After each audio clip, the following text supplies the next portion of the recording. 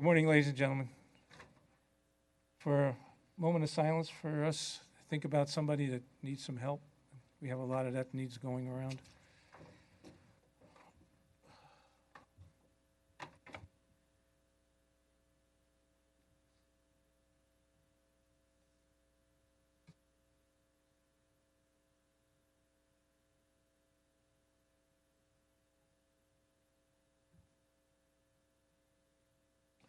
Thank you, everybody. Good morning. Today is the 5th of July. Oh, we're not in line? Oh.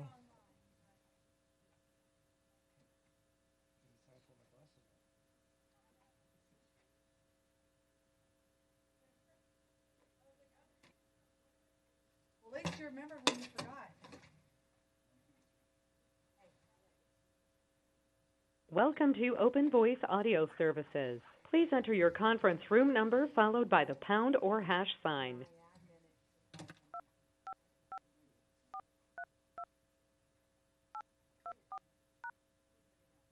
Conference room number accepted. If you are the organizer, press the star key now. Otherwise, please hold. Please enter your PIN followed by... For a menu of available commands, press star 1. There are 6 participants in the conference. All participants are muted and may not unmute themselves. Hand raising is on. Thank you for that. Again, today is the 5th of July, 2022. This is the joint meeting of the Board of County Commissioners, the Nye County Board of Highway Commissioners, the Nye County Licensing Liquor Board, the Nye County Board of Health, and the governing body of the unincorporated towns of Pahrump, and also the governing body of the unincorporated towns of Beatty, Gabbs, Manhattan, and also the Board of Trustees for the Pool District. Mr. Commissioner DeVore, would you lead us in the pledge? Thank you. I pledge allegiance to the flag of the United States of America and to the republic for which it stands, one nation, under God, indivisible, with liberty and justice for all. Thank you.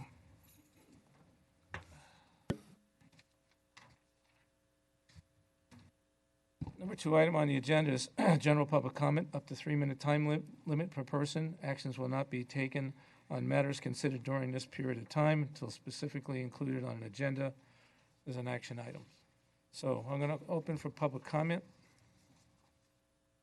In 3 minutes time limit. Say your name, spell it for the record.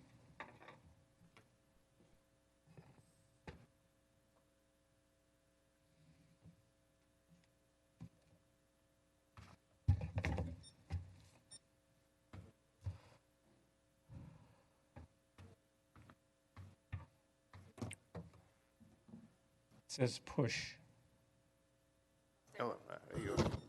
Yes, my name is Victor Fuentes, Fuentes, and I have 2 items that I wanted to introduce to the commissioner. And the number 1 is today is the final day to submit your comment and order, and the state engineer order 1330 about to extend the limit of 40 miles radius for Devil Hole. And as you know, they never communicate to Nye County or Beatty. It was practically a secret meeting, you know. I have 234 signatures and a letter that we sent in opposition to that to the state engineer. And they received it July the 1st at 11:15 in the state engineer. So you have this over here in opposition to that. Okay. The second thing is I have a resolution passed in 2011, Democrat and Republican alike in Carson City, for the legislation in Carson City about the contaminated water under Area 51 who belong to Nye County. And the DOE owned billions of dollars to Nye County for that water that we would never be able to use. So that was passed in 2011, and nothing was done with that. So I would like for the Nye County Commissioner to make it a agenda item to discuss this and invite them to come here, because, you know, 3 or 4 meetings ago, we have a private citizen over here, and he was obligated to have a water test into his well because he had cows or whatever, and the water was contaminated, and they gave him 90 days. Go and do the test. I don't know if you remember that. So, but the government can come over here to Knight County, contaminate our water, divert, illegally and unlawfully, divert water in Knight County, and nothing happened to them. So we need to pay attention because our nation is being taken from us, one piece at a time. Okay, so that is my comment. Thank you very much. So who I should render this to? Janie?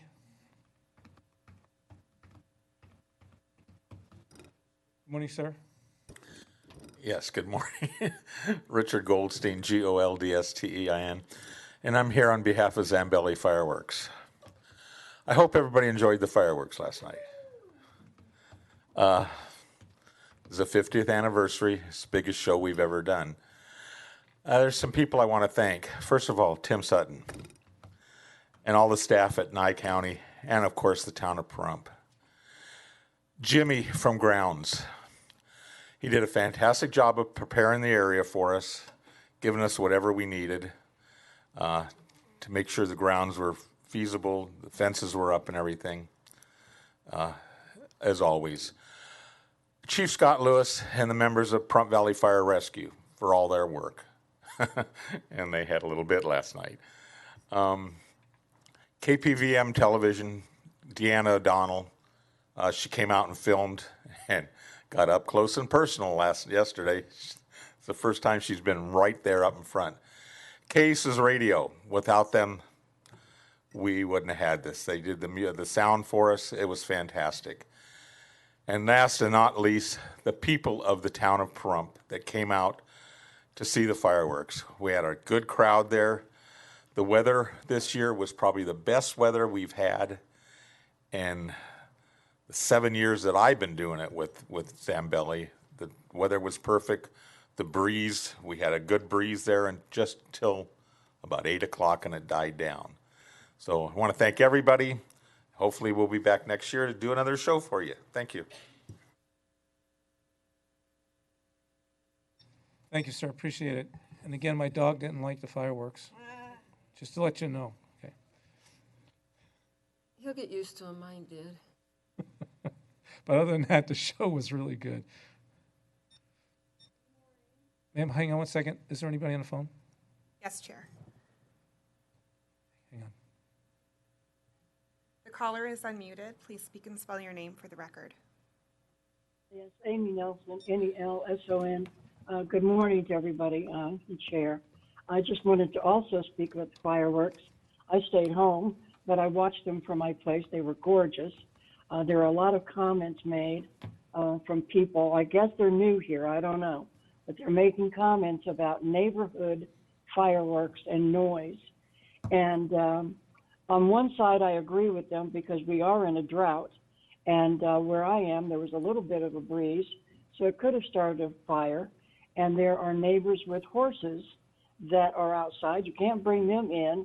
And they don't really like the fireworks. They have nowhere to go.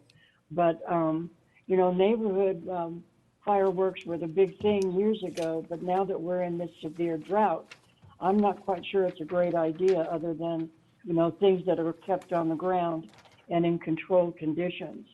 But it was really a great night and a great 50th year celebration. And thank you to everybody that put that on. Thank you.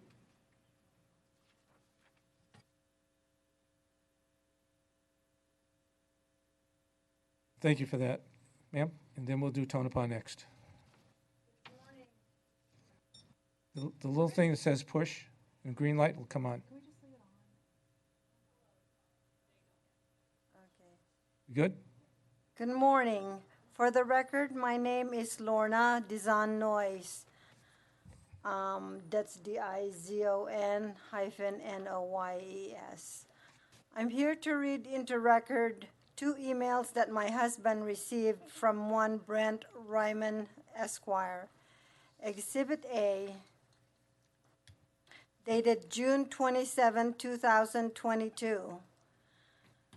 And this is in regards to demand to cease and desist fraudulent insurance claims. Dear Mr. Noyes, it has come to my attention that you have contacted representatives of Nye County, its insurance carrier, and agents to demand payment of a fraudulent insurance claim on behalf of an individual named Douglas Joseph Herrick. Please note that I have been retained to represent Nye County, its officers and employees against Mr. Herrick's fraudulent claims and demands, which have been submitted to the Nye County Attorney General's Insurance Fraud Unit for criminal investigation. With that in mind, I hereby demand that you cease and desist from contacting these represented parties regarding this matter. Please note that if you continue to contact my client and its agents on this matter despite this demand, my clients reserve the right to include you in any suit seeking temporary and permanent injunctions, as well as for recovery of any and all damages, penalties, attorney's fees, and other remedies to which they may be entitled. Very truly yours, Brent L. Ryman, Esquire. The second letter is dated June 28, 2022. And again, it's regarding demand to cease and desist fraudulent insurance claims. Dear Mr. Noyes, it has come to my attention that despite yesterday's instruction to cease and desist, you have continued to contact representatives of Nye County, its insurance carrier and agents, and specifically Daniel Hill of LP Insurance, to demand payment of a fraudulent insurance claim on behalf of an individual named Douglas Joseph Herrick. As you know, I represent Nye County, its officers and employees in regards to Mr. Herrick's fraudulent claims and demands, and have demanded that you cease and desist from contacting these represented parties regarding this matter. I again request that you please comply with this request so that my clients are not forced to include you in any suit seeking temporary and permanent injunctions, as well as recovery for any and all damages, penalties, attorney's fees, and other remedies to which you may be entitled. Thank you. Brent Ryman. Thank you. Tonopah?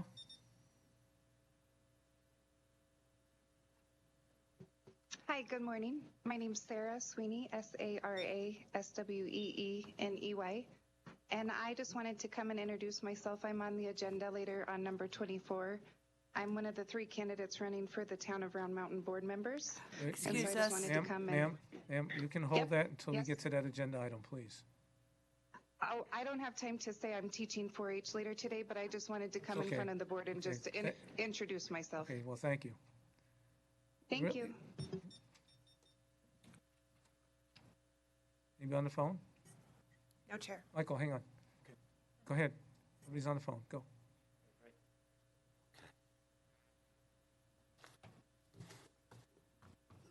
Time myself to 2 minutes and 58 seconds. Okay, real fast. Good morning. For the record, my surname is Noyes. My given name is Michael, N-O-Y-E-S for the surname. These are some of the fraudulent documents that I have, on the request of Douglas, sent along with Douglas's amended insurance claim. Exhibit A, Doug's passport with his birth date, July 15th on it. Exhibit B, credit reporting agencies, check systems, Equifax, TransUnion, etc. that has the name Douglas Herrick of July 26th, which is the individual's name on the arrest warrant. Exhibit C, sheriff report from Detective Morgan Dillon calling Doug a sovereign citizen extremist. Exhibit D, the 2 charges that Deputy DA Michael Allman put on his criminal complaint, who no longer, by the way, works for the DA. Exhibit E, the release document. Good night. The release document here that says no charges filed, given on May 18th to Douglas, but the sheriff didn't release Doug. Now it's warrants that the court filed on the cases that were never filed. F, a letter from the Nye County Peace Officer Advisory Review Board saying no jurisdiction. It gets better, folks. 6 pages of a statement of fact sent to the Nevada Commission on the Judicially Discipline, mentioning Judge Gus Sullivan, who is keeping Doug in jail on a $10,000 bond. Exhibit H, NRS Chapter 20, bonds and undertaking. Oh, this gets really good, girls and boys. And undertakings on NRS 20.015 even gives you a template how to produce one. Exhibit I, the first undertaking produced here, that was submitted to the district court. No one knew what an undertaking was. However, San Molino, after learning what one was, accepted it, but later said I had to submit one to the Prompt Justice Court. The first time, Melissa Schultz rejected it and threatened to call the bailiff on me. Oh, by the way, Exhibit K here talks about the power of attorney for Douglas. So on June 22nd, 2022, I brought a witness to my second try. An assistant clerk took it, but said I would have to run it by the judge. Yes, the same judge who a claimant judicial report has his name on it all over it. How do we spell conflict of interest? It was rejected, saying cash and bail bonds only, despite what the NRSs say. So I called a bailsman, and after he took a look through this mess, declined to write a bond. I'm out of time, so here are some of the fraudulent documents I send to LP Insurance for the record. Thank you, sir. Take that over to Janie. You have anything on the phone? Yes, Chair. The caller is unmuted. Please speak and spell your name for the record. Pearl Olmedo, Pearl Olmedeo. Underlined if you had any questions of Town of Round Mountain. Thank you, and look forward to answering any questions if the board members had any questions. Thank you very much. That is all. Good to hear you online. Anybody else for public comment? Tonopah? You're in Pahrump on the phone. No, Chair. I'm going to close public comment. We're going to move on to commissioners and management's comment. This is for items limited to announcements or topics or issues prepared for future workshops and agendas. Chair, Yes. I would like to direct, if I may, Mr. Fuentes, Victor, if you can please get with the Water District Manager, Dan Weeks. I think it's appropriate that you bring the water issues to them so they can again educate us so we can do a well job, because they are our resident experts on water issues. Thank you. So then we'll hear further from them. That seems appropriate, Chair. Yep. Other things, yes, that was amazing. Deanna O'Donnell showed up this morning for, we had a groundbreaking for a new medical facility that's going in near our medical complexes on Lola Lane, another 23,000 square foot, and they're going to have actual surgical centers within it that will do, yes, Frank Carboni and I were there for that groundbreaking. They're going to be doing real surgeries and have real beds. So you go in and get a colonostomy, you can go in and get other things done that you're going to Vegas for now. So it's pretty exciting.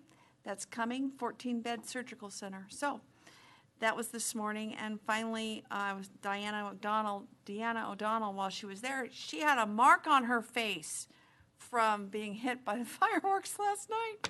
Yes, she did. It was hilarious, but the fireworks were excellent, and we sure enjoyed it. Thank you very much. Thank you. Commissioner Jabbour, go right ahead.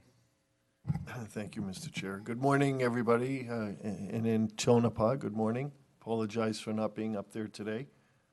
I was here and experienced the fireworks, the beautiful fireworks show here in Pahrump for their 50th anniversary.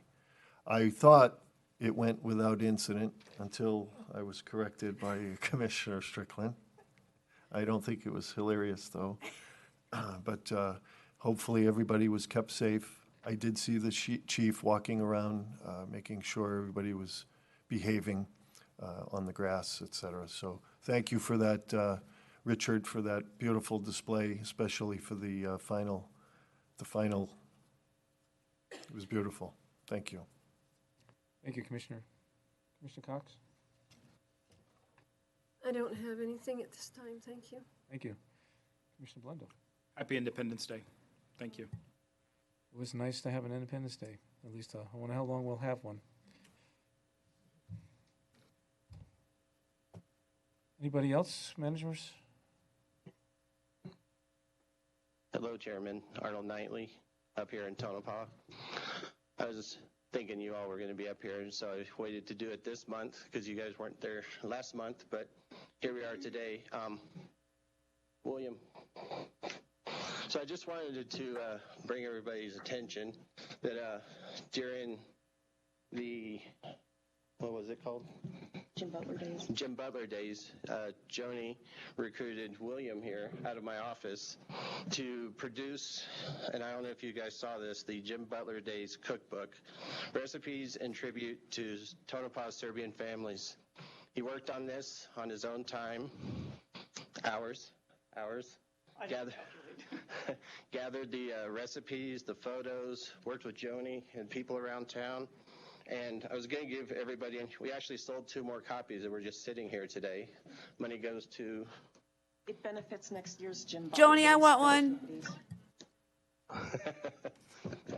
$5. No problem. Hey, Arnold, give her the money. So I just wanted... Oh, that's hilarious. It's hilarious in itself, yes. Yeah. So I just wanted to give a moment to shout out to William for doing this, giving back to the community. It's always great when we see people within the county giving back to the county and the towns of their own time. So, $5. Good job, Mr. Stark. William's humble. He doesn't want to say anything, so. Well, that was great. I heard of it being made, and I'm real excited to see some new and different recipes. Excellent work. Yep. It's always nice to know we're dealing with the our public so that they know what's going on. It's great. Arnold, I'm serious about the $5, okay? I can get you $5. Joni is 30 days away. All money goes through Joni Easley. Director. Good morning, Commissioners. To the Jim Butler's Day Committee. To the Jim Butler Days Committee, not to Joni, to be clear. Are you done now? Okay, thanks. Go ahead, Commissioner. Good morning, Commissioners. I just wanted to take an opportunity to remind candidates of our regulations regarding campaign signs. Per the Nye County regulations for signs that are located in the right-of-ways, they were supposed to be removed 15 days after the election unless you're moving forward to the general election. And we've got several signs still out there. After the canvas. So that would be then this Friday, I guess, right? When was the canvas? Last Friday? We have a canvas today. No, Friday. Actually doesn't say by the canvas, but that makes more sense. So anyway, just friendly reminder, we will be sending some notices out to some of the candidates. So there were many, which I want to thank a lot of the candidates that did remove signs almost immediately. So things looked a lot better out there. It was a crazy, crazy year this year with signs. They were everywhere. So here in Clark County. So anyway, I just wanted to remind everybody. Hey, thank you. Appreciate that. Chief? Good morning, Commissioner. Scott Lewis, Fire Chief. I wanted just to provide you a snapshot of the activities last evening that commenced around 2100 or 9 p.m. to about 4 o'clock this morning. Prompt Fire Rescue responded to over 20-plus brush fires throughout the community. None were horrible, but some were significant in size, but no immediate structure exposures. We did have 1 vehicle fire, but more importantly, we had 3 serious injuries that occurred last evening. 1 male sustained second-degree burns in the back and about the head, and then we had 2 teenagers that had traumatic hand and upper extremity injuries, including facial trauma from explosions that occurred while they were in possession of the fireworks. Both of those were flown to trauma. I'm not sure what the outcome is going to be on those 2 individuals. Beatty reported 2 brush fires, and there is a preliminary report, I'm a little tired this morning, from Gabbs that there was a structure fire attributed to the use of fireworks, and that is under investigation by the county, the sheriff's office, and also the state fire marshal's office. I am available for any questions that you may have. I can tell you, we've had a busy month this month. It has. I mean, we've had accidents and accidents, fires and fires and accidents. We just had a horrendous motor vehicle accident Friday night, and it ended up in a fatality. We have a child that's critically injured. We had another significant fire that occurred on almost midnight on Saturday that caused extensive damage to a business and a residential property up in the northwest corner of the Pahrump. While there were no injuries, again, there's a business lost, and they're absolutely going to need some assistance there. But I'll tell you, it was wind-driven, the fuels are dry, all the conditions are there. We were red flag warnings throughout this entire weekend, and just a lot of car accidents, a lot of serious injuries recently. You're absolutely right, Commissioner. Excuse me, Mr. Chair. Sure. Thank you, Chief. So just to clarify, please, it's unfortunate that those situations happened, but to clarify for me, my understanding, under the control of Zamboli and the planned fireworks event last night at the park, at Petrick Park, did any of these situations happen there? We cannot attribute anything to the Zambelli fireworks directly. The vehicle fire occurred on the west side of the complex on private property where many vehicles were parked. There was numerous firework-related activities going on in that area, and so it's undetermined exactly what may have been the ignition point. There's really no way to investigate it because of the activities that were ongoing throughout the event. There were fireworks everywhere going off last night. Yes. And so, but that is the close proximity of that truck just places it in that general area. The remaining two injuries were down on the very south end of the valley, unrelated to the commercial show, and it was on the borderline of the dry lake bed. Okay, thank you, Chief. You're welcome. Thank you, Mr. Chair. Chief, it's always a pleasure to hear from you, but it's not a pleasure to hear all the things that are going on. Yeah, same here, Commissioner. Thank you. I'm going to ask the DA, you guys have anything? Sure? Okay. All right, we're going to close Commissioner Management comment. I'm going to move into one item pretty quickly here. I got somebody sitting up there. Needs some. Item 27, can we do that real quick? Item 27, presentation of projected expenditures of money in the Recorder's Technology Fund to be used in fiscal year 2022 through 2023. Again, this is just a presentation.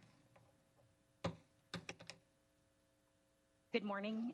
My name is Dawn Gudmunson, Gudmunson. I am Chief Deputy Recorder, and I am here just to let you guys know what's going on with our tech fund this year. So we're estimating bringing in about $120,000, and we're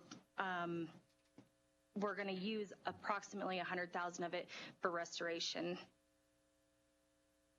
Sounds good. Anything else? That's it. Commissioners, any questions? No questions. Thank you for your work. Thank you, Chief. Yep, thank you. Thank you, Chief. Appreciate Have a it. great day. Take care. So I have a couple of requests here, so I know I have somebody who has to leave to do something other as well, so. Yes. We do item, he's not there, so that's the reason why I'm skipping around. Can you do it? Thank you. Item what? Item 4. Item 4, approval of the agenda for July 5th, 2022. I skipped over you, so. Thank you, sorry. Thank you. Today, I would ask that you remove the following items from your agenda. On page number 1, item 5, also item number 9. On page number 2, items 15 through 20. On page number 3, item 30. And on page number 4, item 31. I'll repeat those. On page number 1, items 5 and 9. On page number 2, items 15 through 20. On page number 3, item 30. And on page number 4, item 31. Okay, I'm going to go a little bit out of order on the timed items. I'm going to go to item number 10 first. Item number 10, 10 o'clock timed item for possible action, public hearing, discussion, and deliberation to 1, adopt, amend and adopt, or reject the Nye County Management Employees Association Agreement to include the reporting of the fiscal impact of the agreement, and 2, approve the economic impact of the Nye County Management Employees Association Agreement to cover non-represented management employees. Oh, this is a sweet item that we need to talk about. Commissioners, we have any questions on this item? Chair? Commissioner Blendo. I'd like to start this conversation on this saying, we appreciate all the staff, everybody that works here in the county. Mr. Stark, you just saw a presentation, short one, going above and beyond. For me, executive management should not be unionized. At the top, it's performance-driven. Once you're that director, you get the perks, the benefits, the car, the vacation.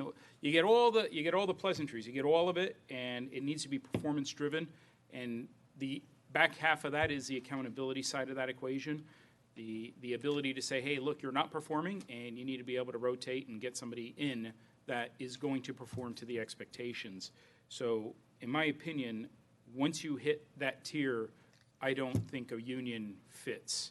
I think unions had their place, especially in the 20s and the 30s of this country. I believe Nye County is not just a fair, but we are a very, very good employer. We go to bat for our employees. I think that's a testament through what the county manager has put in place over the years, from the top down in that respect. I know the collective bargaining unit management team that negotiates. I know it's not just a give or a take.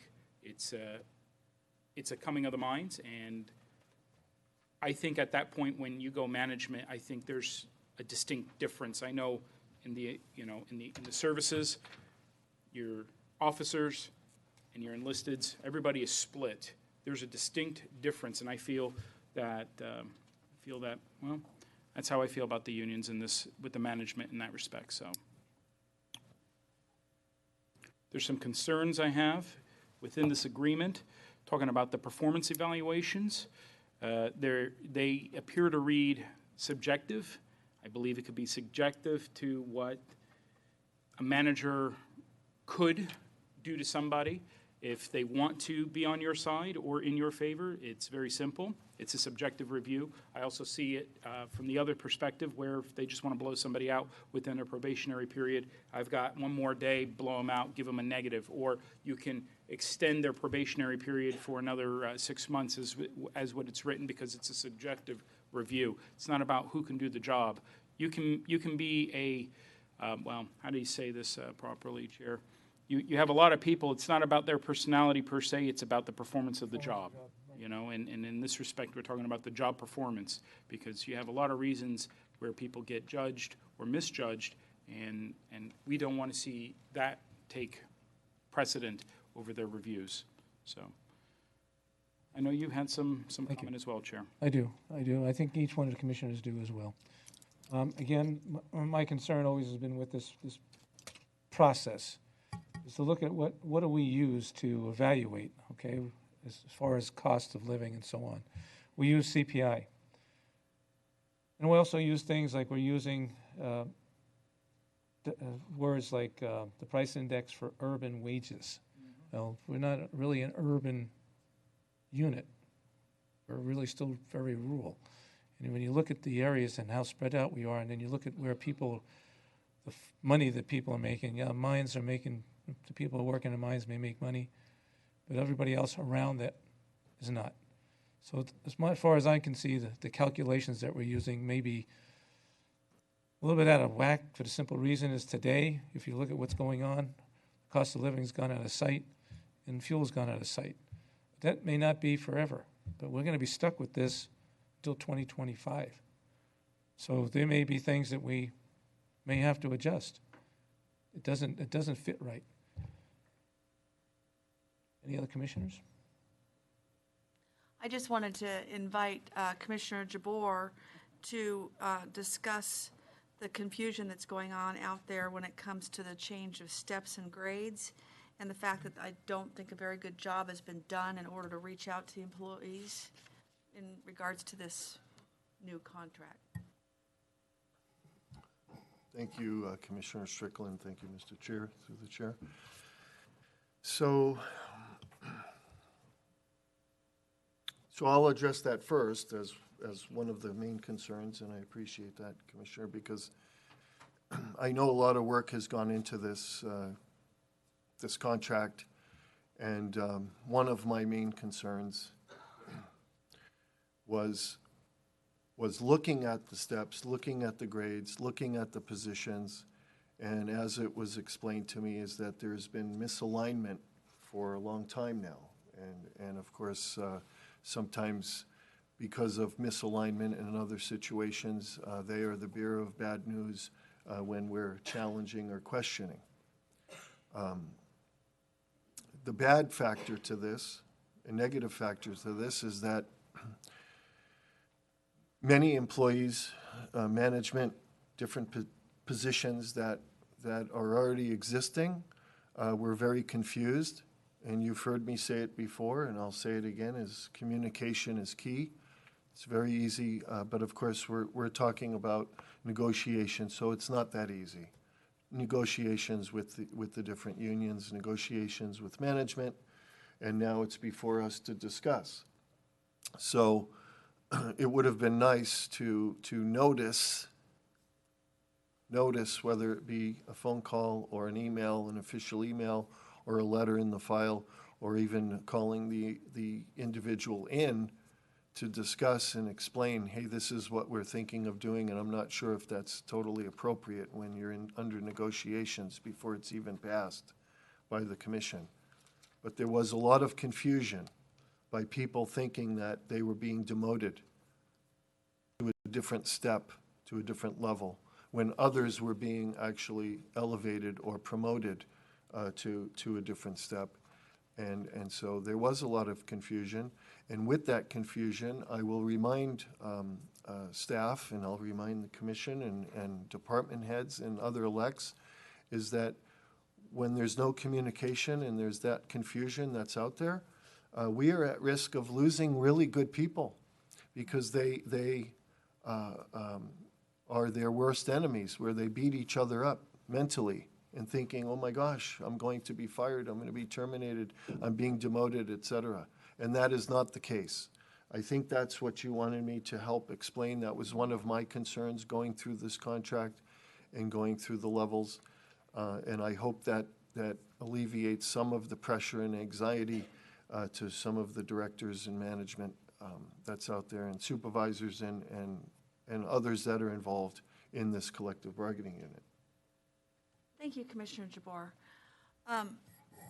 We all know that the economics currently are out of whack, was what I heard someone mention.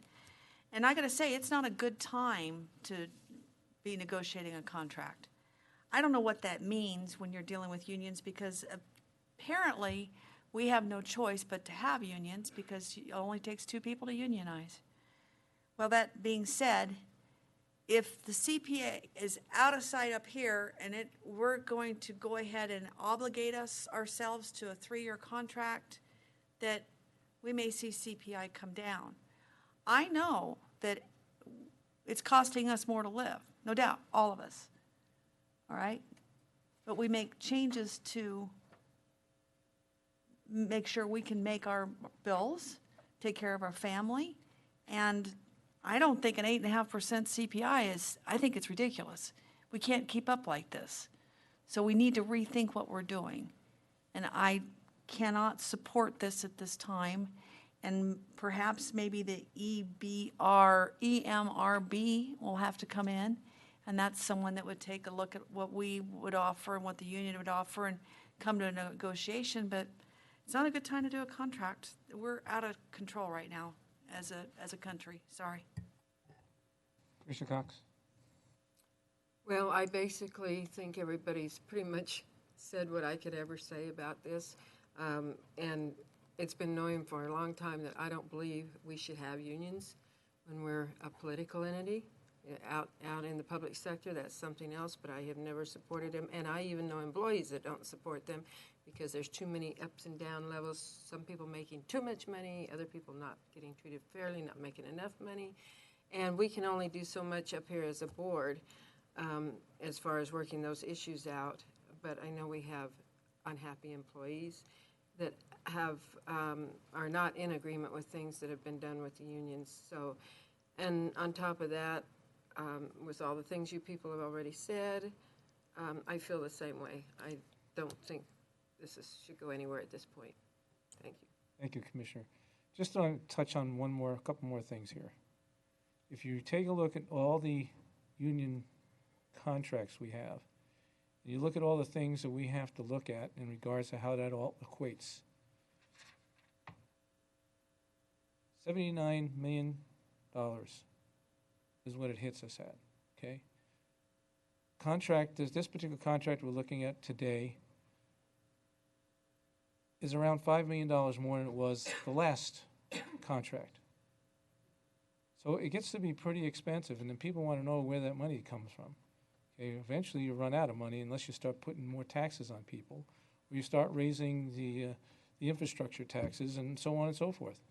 So just when we look at this stuff, we say, where is this all coming from? Where can we get it from? So just think about that. I mean, it's pretty tough.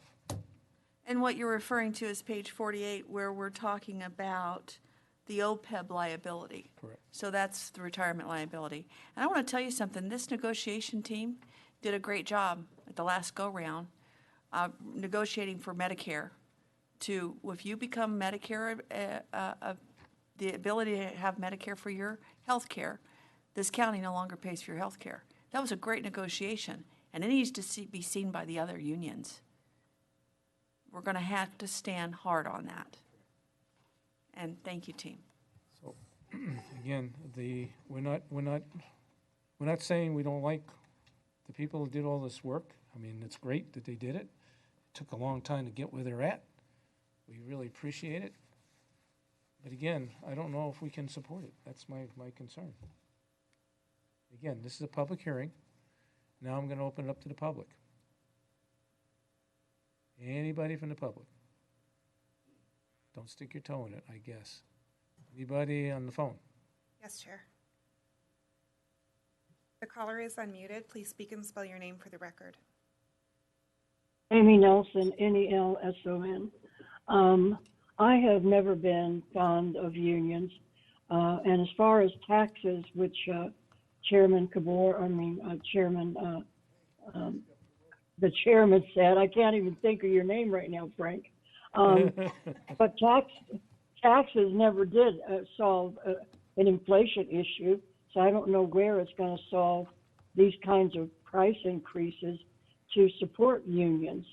And, you know, unions, you have good employees that are always going to be good employees, and then you talk about bad employees, and in my opinion, having worked with non-union employees and union employees, the union makes the bad employee feel more secure because they're a little bit more protected, in my opinion.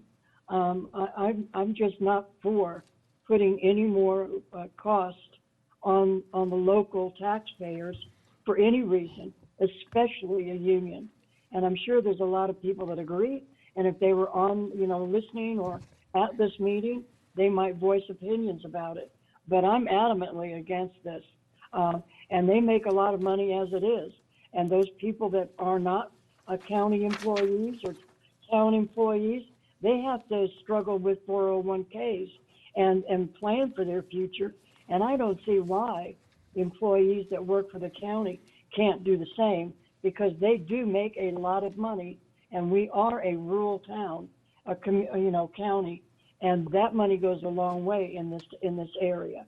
So again, I hope you guys think twice before you even move toward unions. Thank you very much for listening. Sorry, Frank. That's okay. That's great. Thank you, Amy. Anybody? She's on the record. John, you're not on the record yet. Push the button. Thank you. John Bosta, BOSTA. As a member of the public, we are not part of the negotiations. You negotiate the contract, the employees do, and whoever you assign to represent you, and negotiations go on. And then in the final stage, the public is asked, give us public comment. I think you got the cart before the horse. I think you should be asking the public for input during the negotiations, because we don't know what you're negotiating. And to come to the public now and say, give us comment, how do we give comment on something that has already been agreed upon? I just don't see the logic. Thank you. Thank you. Thank you. Appreciate it. Any other public comment? No, Chair. All right, I'm going to close the public comment portion of the public hearing. Thank you. So, commissioners, what do we want to do? Well, hopefully we'll get a motion of some sort. Make a motion to reject. Second.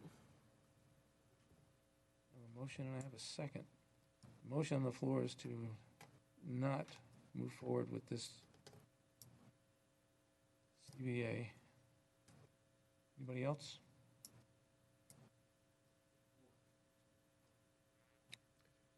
Excuse me, Mr. Chair. I understand the motion to a certain level, but does there need to be clarification of where we need to go from here, what we're going to direct manager and staff, et cetera, as far as why are we rejecting, what do we need to see in the future? Yes. That's the reason why I'm asking. Thank you. Thought that was already put out in our comments already. Well, our comments were our comments. Now what we need to do is make direction. And from what I understand from all the comments that were made here during the commissioner's comments is probably where we really want to go. I think what we're saying is it may be too early for this CBA to be completed and for us to negotiate. Maybe there's some factors we need to look at in regards to, proper indexing. Are we doing the right things? Have we communicated to the employees that they're changing, but they're not changing drastically where it's affecting their pay? I think that there's some questions about the directors in regards to why aren't in a collective bargaining agreement. We think that they should be at will like others that are in, they may be being represented, but they're not really actually in the collective bargaining because they still are at will. So I think there's things that we need to look at. And those are the things I think that the commissioners are trying to get at. So I believe that's our comments. And Mr. Chair, I took notes during all of your comments, as well as members of the public that took notes. So the next step would be to meet with the union, see if we can negotiate something that's a little more palatable to the board, and either we can or we can't. And if we can't, then as Commissioner Strickland said, it would be brought before the MRB for them to make the decision. Yeah, but this is the first step right here. We got to put a line in the sand and say, nope, we don't accept this. So. We're always being told we're just bending over and taking it. So in this case here, we're trying to stand up for what we're trying to say in regards to how we feel. I mean, it's not only us. Believe it or not, I think the community may not get to be in the negotiations because we're not in there either. Which I disagree. So We get to see this when it's presented to us. So again, it's the whole point is that it would be nice to have everybody in the county to sit down and negotiate, which would even be the people who are in those unions would understand what's going on. Because they only have one person, I believe, sitting there as well. So just to understand where we're coming from. We have a lot of jobs that have exorbitant pay in a lot of cases. And we're putting out all of this money because we have unions in control for wages. And then we have to go out and borrow money to build infrastructure and to work on items for the general public that they really need, like roads and animal shelter is a good example, and things that are coming up in the future that we're going to need because we do have a lot of development and new people moving in, so we have to consider them also. And we are kind of out of control. We need to get back in control. We just let somebody else do our job too long. So with that, Commissioners, I'm going to call for the question. Aye. Aye. Jabor's aye. You have 5-0. Thank you. Running was aye as well. Item number, again, I'm doing this because somebody has to go do something, or else he's going to be without something to drive with. Yeah, unfortunately, the DMV is still a nightmare, and our governor, our esteemed governor, still hasn't managed to get the reins and fix that. I'll tell you this, the texting program worked out here. I never had an issue with that. I thought that was really good, and that was just a shame. But Excuse me. is that Marla? There we Yes, go. And I apologize, Oh, but. please do. So I'm getting ready to go to item number Okay, 11. thank you, thank you. Okay? You did Possible ask. action? Item number 11 for possible action, discussion and deliberation regarding general road report by Public Works Director on general road maintenance, gravel road maintenance, asphalt patching, weed mowing, and direction regarding public work projects.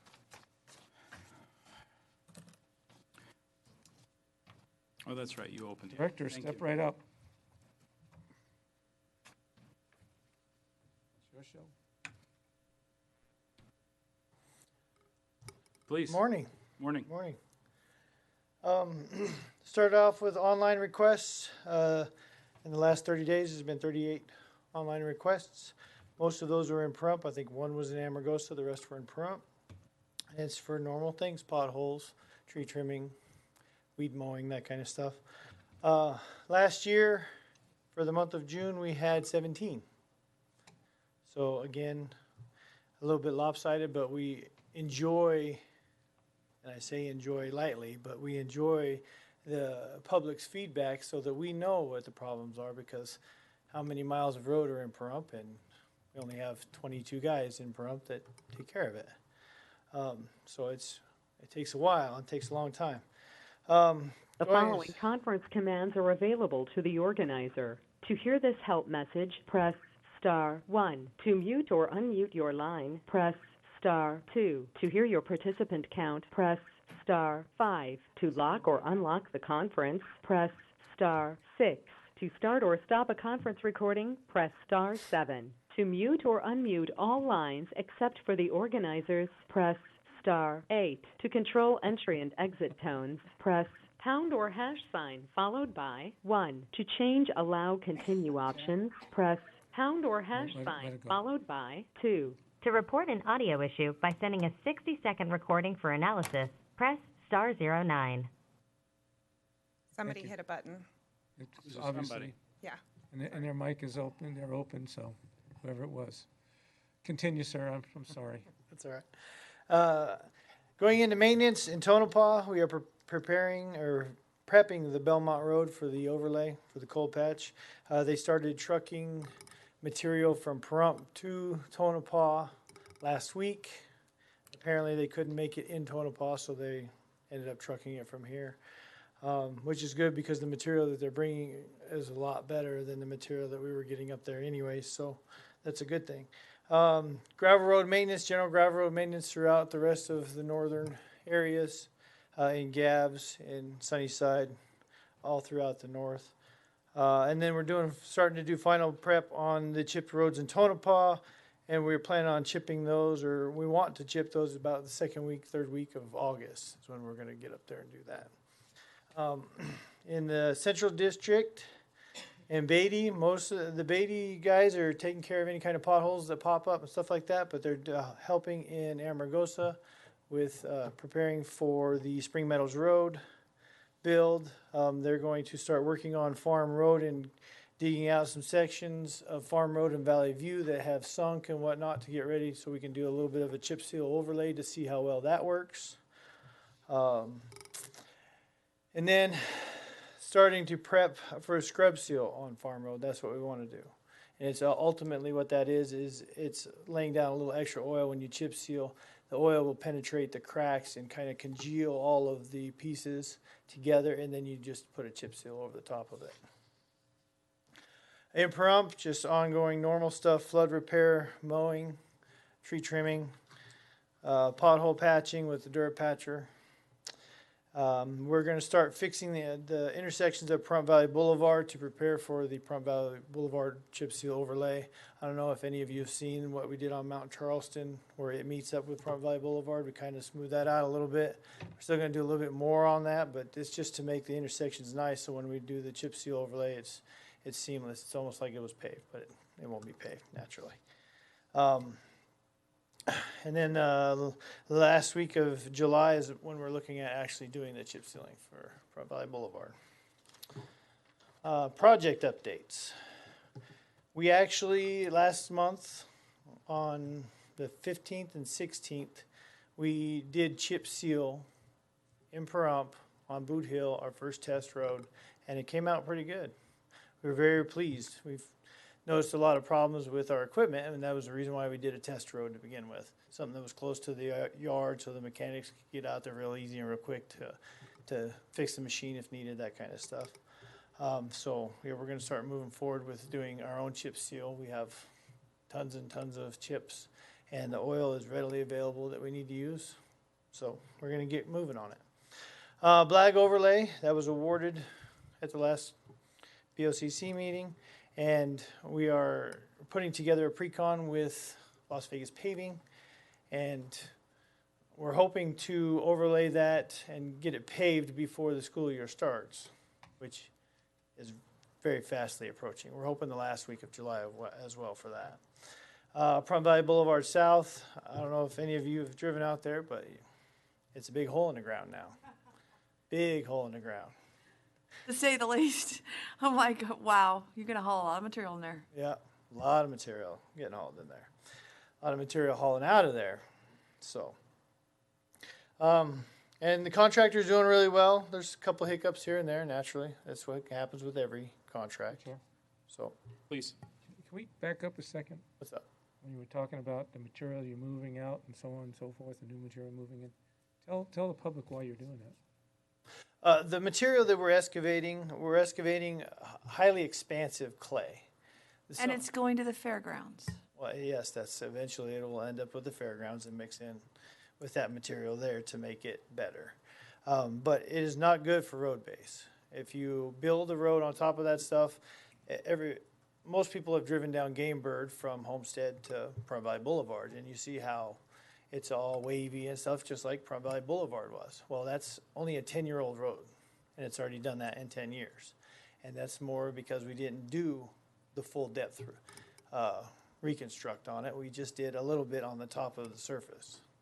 So as we excavate and we import material, pit run material, and we compact it and put it in, it's being tested, compaction tests and that kind of stuff, and we're going to build it back up, and it's going to actually have almost 3 foot of new stuff from the bottom to the top. Thank you. I don't think most people unrealized what you have to go through to rebase a road so it meets all the requirements. Right. And that's what we have. A lot of the problems with a lot of our roads out here is that this has never been done. Or our older houses. You're basically building a gravel compacted pad. Yes. Mm-hmm. Yes. So thank you. Welcome. Yeah. So we are about halfway through the contract on that, and right now they say they're on schedule. So looks great. By the end of August, we'll have it complete and paved, and they'll have a new road. Pahrump Valley Boulevard North, we just talked about that. With the chip seal overlay, we're fixing the intersections. We're going to do that here shortly. Dandelion, the storm drain, the DI is done, but now we're waiting for the pipe. Unfortunately, while we were waiting for the DI to get done, they got a huge contract for the size pipe that we need, and now we're going to wait for the pipe.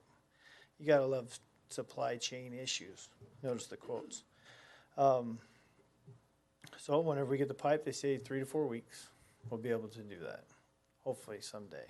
That's where I'm at. Farm Road, we're hoping to fix it. We're hoping the chip seal works because it is a substantially cheaper way of fixing the problem that's there, so we don't have to go out and pothole patch it every day. Because yes, we have other stuff we need to do, and we're stuck doing that. So we do understand why, the citizens of Amargosa's concerns with us going out there and they just gets destroyed the next day. We have the same concerns, but right now there's no other way that we found, other than redoing the road, to fix it and to make it a daily fix because the road is just that far gone. The only other thing we would be able to do is turn it back to gravel, and I'm pretty sure they don't want that.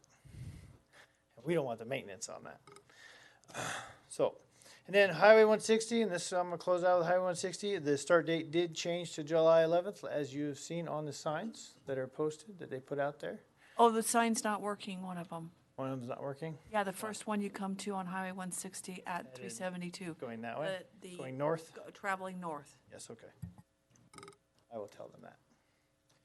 And with that, turn it back over to you guys. Let's open it up for public comment. I just want to take it a little bit out of order.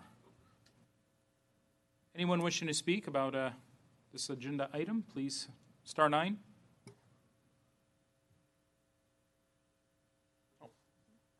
Let's take someone on the phone, please. Thank you, Chair. The caller is unmuted. Please speak and spell your name for the record. Yes, Amy Nelson, Nelson. You guys do a really great job. I've left a message or, sent a text, whatever it is, online, and I've done it a couple of times, but I never get any response.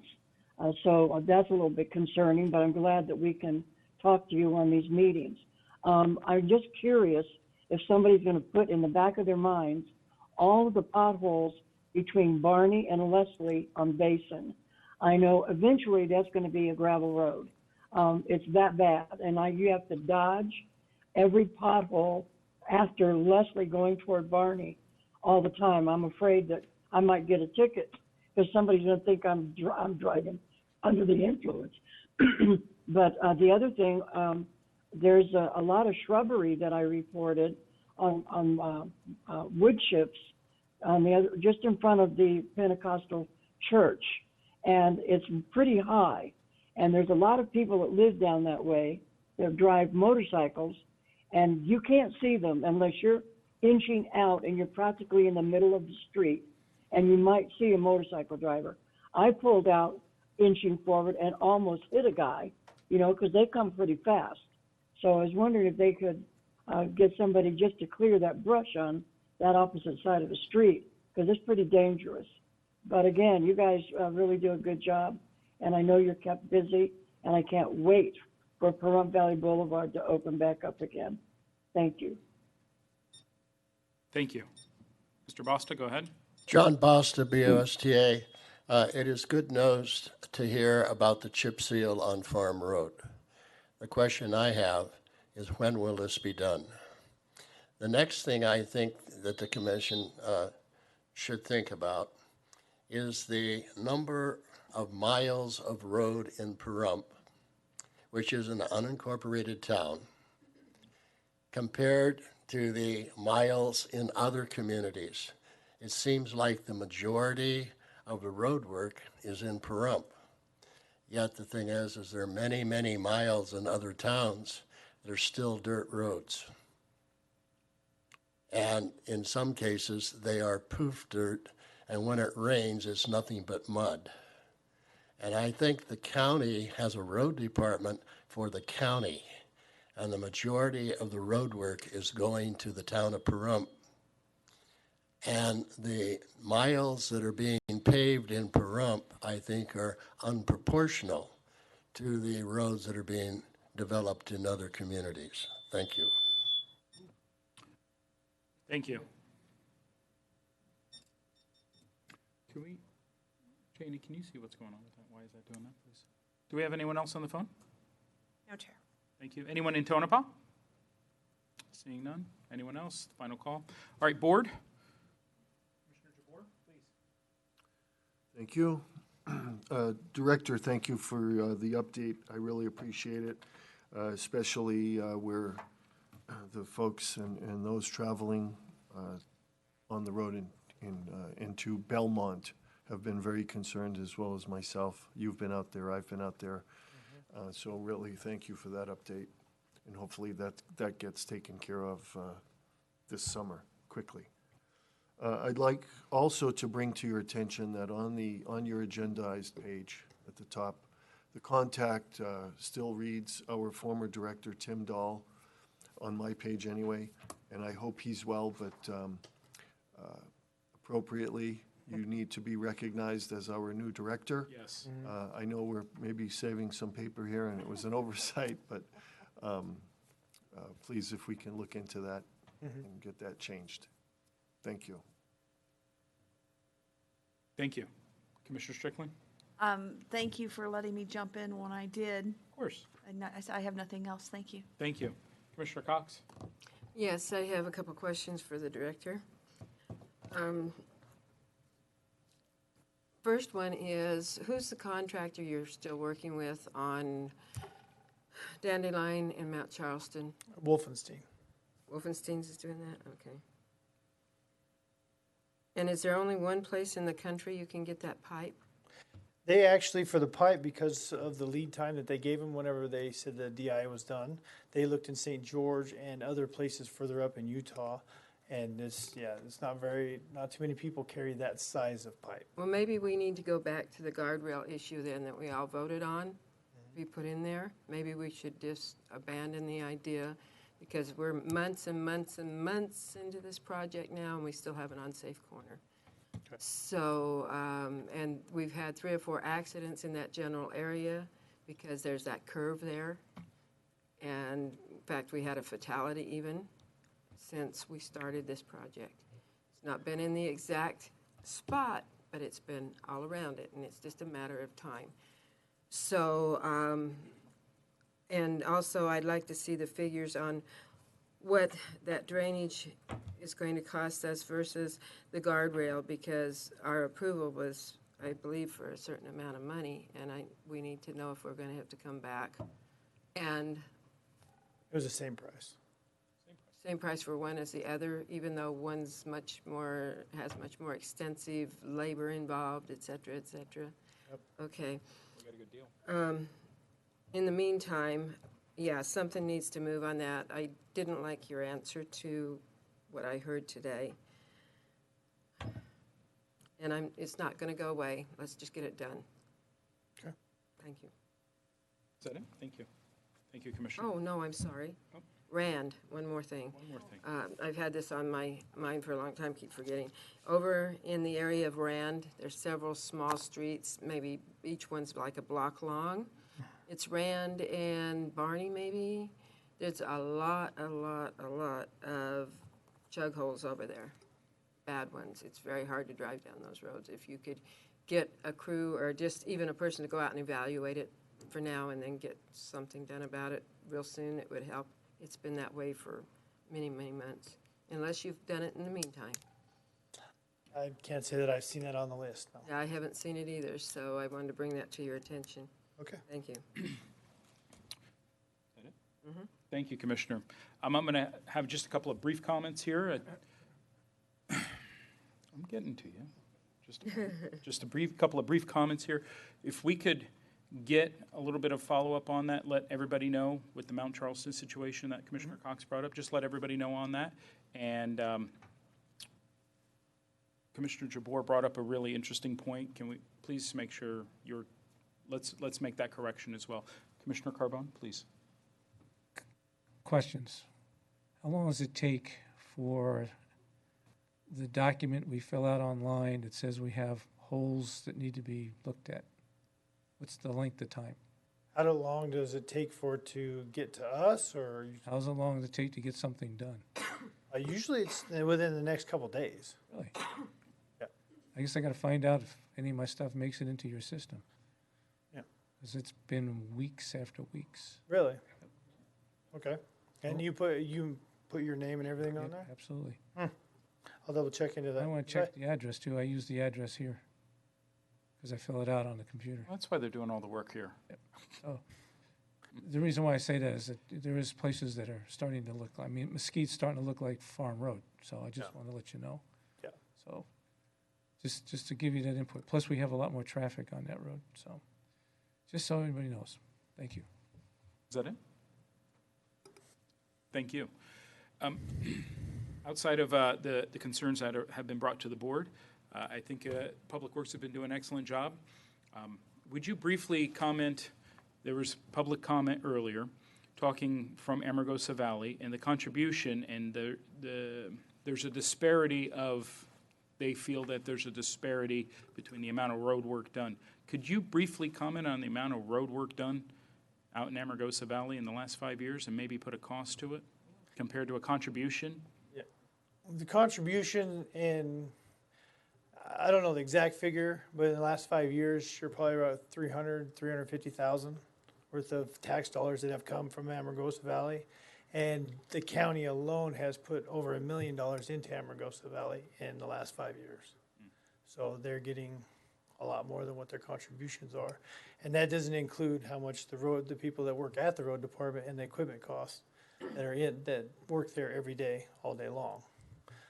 So yeah, they're definitely getting the lion's share by percentage of the monies. I just don't want there to be a perception that the county is not supporting our smaller communities. I know we have a project that we're going to be looking up at Round Mountain at some point, the Hadley subdivision, but it's going to be monumental. There's going to be a big lift, and there's a lot of work that's going to be done up there. We've supported all the other smaller communities. I've supported that mantra since I became chair of the RTC and chairman of the Highway Commission. I'm sorry? We have not overlooked the smaller communities, but again, it's a simple numbers game. You know, we just don't have the money to just throw money in every community and say we're going to do all the roads at the same time. It's just not going to happen. We're not going to do what Las Vegas did. They started 17 projects and then they turned around and said, well, none of them are going to get done because you're not going to vote for fuel indexing. Remember the fuel indexing? That's what that was all about. They did more projects than they had money with. They started them all, and they said, well, none of them will get done unless you vote for the fuel indexing. And now they got higher taxes, higher gas taxes. That's why the gas is so much more expensive out of Las Vegas, okay? So we got to be reasonable here. We hear you with the road concerns. I think Public Works has been on top of it. They get it done as fast and as cost-effective as we can get it done. We have the supply chain issues. We have the oil issues. There's just a number of roadblocks in the way. However, nobody is getting overlooked, and I want to just put that one to rest. Nobody is getting overlooked. We just try to take and prioritize the projects as we can. For example, Round Mountain, when we go up there, it's going to be a huge investment because we're going to try to address many things. This way they get 25 years out of those roads, if not longer. We're making the substantial investment, and we don't want to spend money going back and forth, doing one little piece here, one little piece there. We want to invest, and when we do, it'll be an investment. Same thing with Amargosa. When we've invested out there, we've made those significant investments, and we've maintained those roads. So, but it all goes around throughout the county. And with that, do you have anything else? Nope. No? Perfect. I just wanted to close that out, and we'll recess back to the Board of Highway Commissioners. Board of County Commissioners. That's great. I appreciate that. So we're going to take a 5-minute break. 20 after.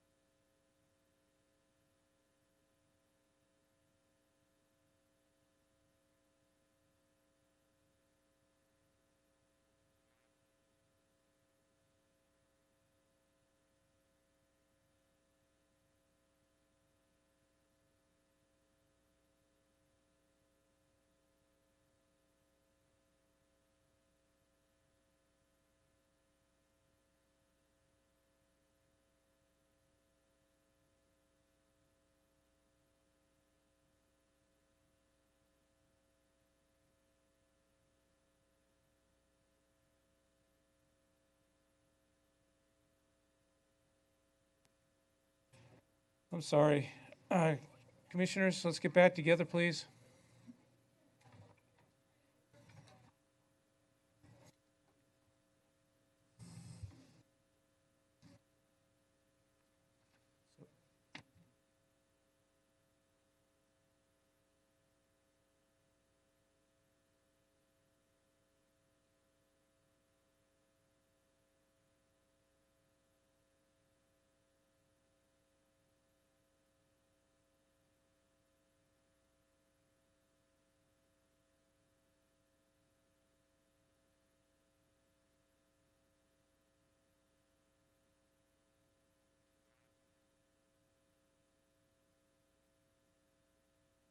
Okay, thank you, everybody, for coming back. It's appreciated that you made it basically on time.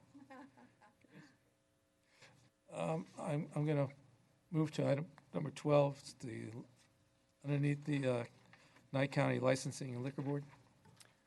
Item number 12 for possible action, presentation, discussion, and deliberation regarding liquor license fees collected for fiscal year 2021 through 2022, and discussion and deliberation to consider the renewal of licenses for fiscal year 2022 through 2023 pursuant to Nye County Code 5.04.190B1. Chair, I have a disclosure to make. Go ahead. Thank you. I have to disclose that I currently hold a privileged liquor license, which is included in this item.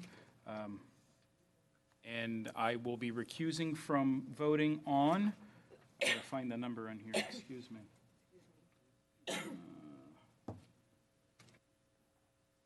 It's not alphabetical, is it? No, it's not. I had it on a note.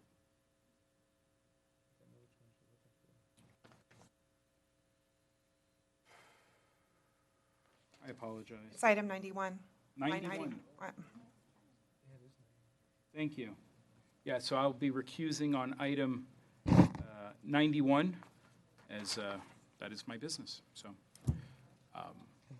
with that, I'd like to participate on, and I intend to participate as I have in the last years on all the other licenses. So, if you'd like to carve that out and do that one first, I'd appreciate it. And I'll Yes, recuse the off of vice that. chair will take care of that, and that is Commissioner Jabor. And so he'll carve out 91 and take it first or last, as far as any action that might be taken to approve. So you're acting for the sheriff, correct? Correct, he is. Is the sheriff not online at this time?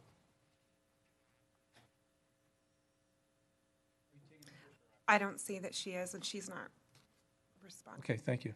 So again, the vice chair is taking over the seat. Go. Thank you, Mr. Chair, as Mr. Vice Chair at this time.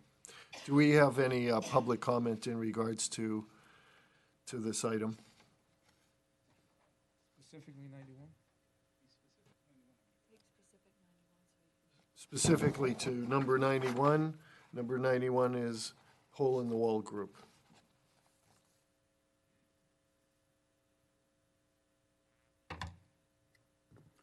Good morning, Commissioners. My name is Leo Blundo, BLUNDO. I represent the Hole in the Wall Group. That's my business, and thank you for any opportunity. I'm just here if you have any questions. You're operating still? Yes? Thank you.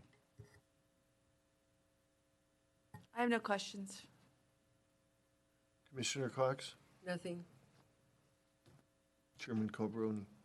Well, in this case here, Commissioner Cobroni? Yes, no other further questions. Thank you, Chair. Questions? Any questions from the public? Going once, twice? Hearing none? Anybody on the phone? No, Chair. Thank you. Is there anything from staff in regards to this license? Specifically 91, no. Thank you. I'd like to make a motion to approve. Second. Okay, if there are no further questions, I'll call for the vote, please. Aye. Everybody aye. Jabor is aye. Thank you, Commissioners. Thank you.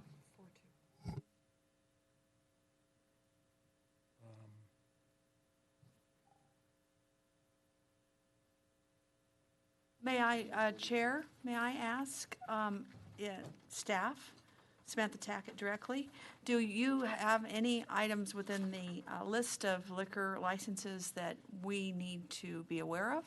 It looks to me like everybody's paid. No, show me, please. Step 4. Got 2 Page 5 of the backup shows the unpaid licenses.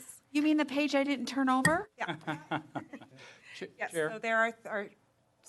Chair, I just want to confirm with the DA's office, because it's in the same item.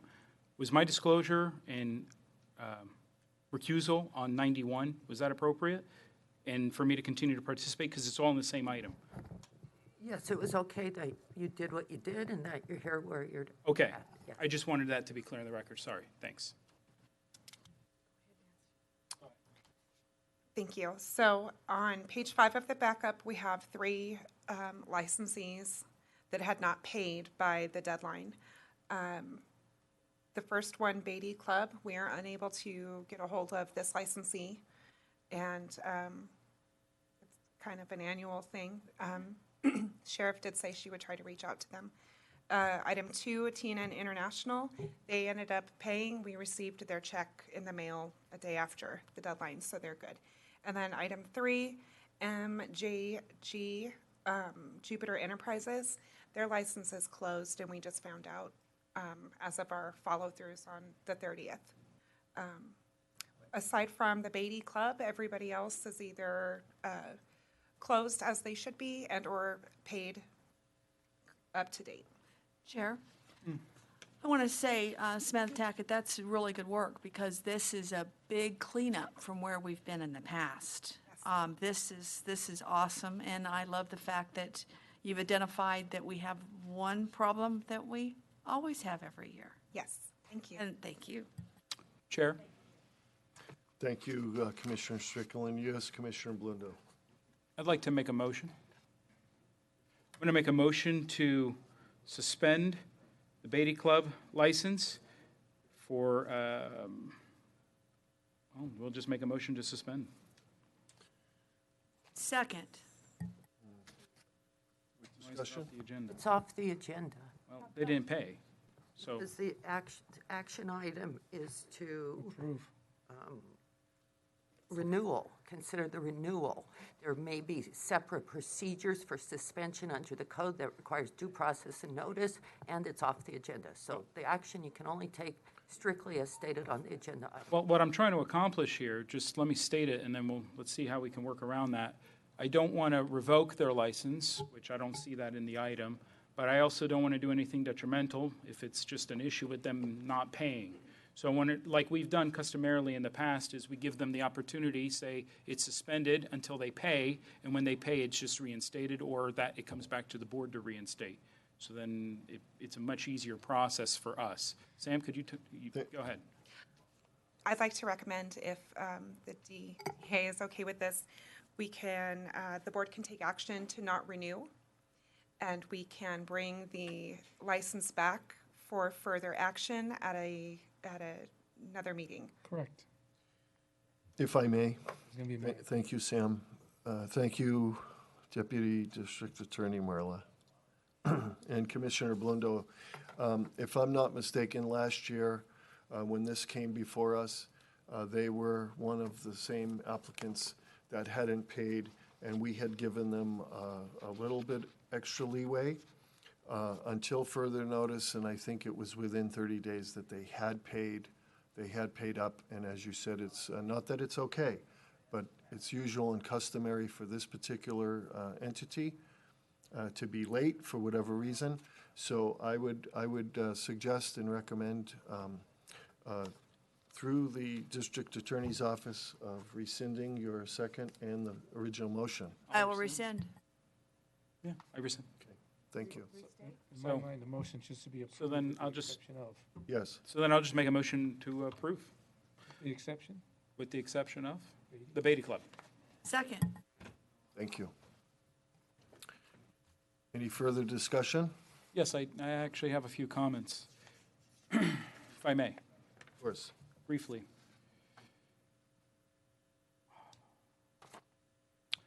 Sam, can you give us an update with the winery? No, I can't.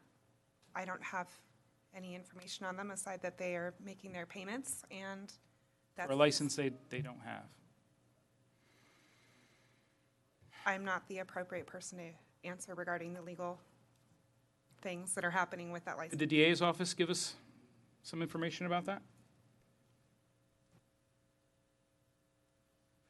Sam, If I may, Marla Slotek, I have to recall from the last hearing, there hasn't been a final ruling on the briefing of district court proceedings, but if I recall, the judge, that license was given back, reinstated, or? I thought it was a temporary injunction. It was, but there's no final ruling on the injunction. So I believe the last time it was in court, it was given back or it was approved. I'd have to look. So here's my question, right? So now you have this temporary injunction sitting here, which is now operating outside of what we're doing. I don't want an approval here today of their fake, fictitious license for them to be able to come back and say, well, no, you approved it when they lose there. Does that make sense, what I just said? So what do you suggest? That's interesting. Right? You see where we're going with this? Because I would do that if I were them, because that's all they've done is thrown lawsuits and get legal with this when they should have just turned in their financial documents as they were asked. I'm sorry. I'm trying to make sure everybody's on the same sheet of music here. A little history lesson. So, DA's office, could you give us some direction on this? What we can do regarding the suit, which is of concern, is we can file the appropriate motions to see if there will be a ruling as soon as possible. Do you believe if they are approved on this list here today, that'll become part of the litigation to say, well, see, the board approved us? You know what, Commissioner, I can, if you're going to have a lunch, I can look through the filings to see exactly what the verbiage was from the court case and then answer that question, because I don't recall exactly what happened more than a year ago with the filings in the 5th Judicial District Court, and that was the action for the injunction. So there was a temporary ruling, but not a final ruling. So I would have to look. I cannot recall exactly. Chairman, do you share these concerns as well? Do you have a suggestion to approve everybody else, and what do we do with them? I just don't want it to be legally used against us, because it will. I understand, Commissioner, thank you. So at the suggestion of the Deputy District Attorney, if I may temporarily suspend this item, temporarily, and turn it back over to the chair so we continue, so she's able to do her research, and we'll come back to it. You have the answer? Thank you. That's the answer. That was fast. Well, and they're still talking about it, but my temporary, I guess, means like really temporary. Very temporary. I was thinking maybe we'd do a conditional renewal, but I don't know where we are within our guidelines. If I may, we do have the order from the court, and it is that respondent is immediately reinstate Nye County liquor license to Nevada Wine Cellars and shall keep that license in effect until further order of the court. That was the ruling that was issued by the 5th Judicial District Court. Yes, Commissioner. That just says it's an indefinite situation where we'll never be able to figure out what we're doing here. So that doesn't make sense. So then why did she even pay the fees? Exactly right. Paid the fees. She doesn't have to do anything. Court said, oh, you can do whatever you want. She paid the fees, so we would vote for it.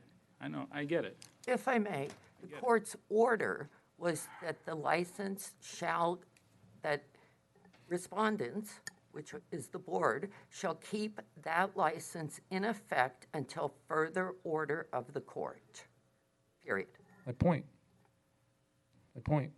It could be forever. So that means they don't have to pay fees or anything. It's forever. What item, No, what they number have is to it? pay, they have to pay their fees. That's not what that order says. You just read it. 127. So, Chair, Yeah, they're paying. I'd like to amend my motion, so we'll approve all the other ones, and then I'll make an amendment to my motion for number 127, Nevada Wine Cellars, that it is a conditional approval per the court's order, so then I try to tie that to that. I could I wanna amend keep my it there. second to agree with that. And I'll leave it there. I just don't want us to be in contempt of court, if anything. Well, it's approved, but my concern is that this hearing today will be used against us in a future court proceeding for them to keep the license. And I just want the record to be clear. I want them to have a license. Just finish the paperwork like everybody else. There's a couple of words on that license that read non-transferable. It's in plain English. It's on mine. It just doesn't transfer by any means necessary. Are you? Commissioner Blundo, Yes, sir. Regarding if the you don't old one or mind, the new the one? two deputy district attorneys were in conference, so would you mind restating your motion? Yeah, I'm just going to, I amended my motion, which I have a second for, to pull out, to approve all the other licenses as normal, and then number 127, which will be to, is that you? Excuse me. Conditionally renew them per the court's order. If I may, under the code, there is no conditional license, and that was the issue that has arisen in the past. The court's order also says, respondent is enjoined from suspending, revoking, or taking any other action which would in any way adversely affect the status of the applicant's liquor license or to otherwise interfere with the use and enjoyment of their rights. That's not, we're not interfering. I'm just pulling them separate. Well, I'm not going to argue that point. I'm advising you what the order is that's in place. Again, the challenge is I know this is going to be used against us, and then you're going to be litigating against it. Our action. I'm not going to comment on. Chair, I'm gonna remove my second, only because I do recall those words were what brought us to this place, was the conditional renewal in the first place. So, I'm gonna remove my Okay. second. Commissioner Blundo. And I have a question for the DA, if I might. Is that order based on the old license that they apparently had with the original owner, or is that regarding a whole new license? This is regarding a whole new license without having anybody else's name on the license? I will tell you the license, it was Nevada Wine Cellars, and the number of the license that the order regarded is at the end.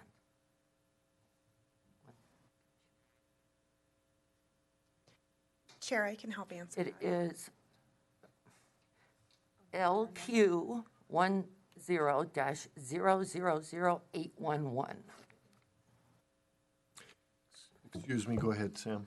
Thank you. So this is the license for Nevada Wine Cellars and the current owner-operators. It has nothing to do with the previous owner-operators. It's the new people. Okay, so the old people are off? the new Gone. ones in. Mhm. Okay, so we're just approving that for them then? Yep. Thank you. Thank you. So if I may make another suggestion, is the second has been rescinded to your motion, To the amendment.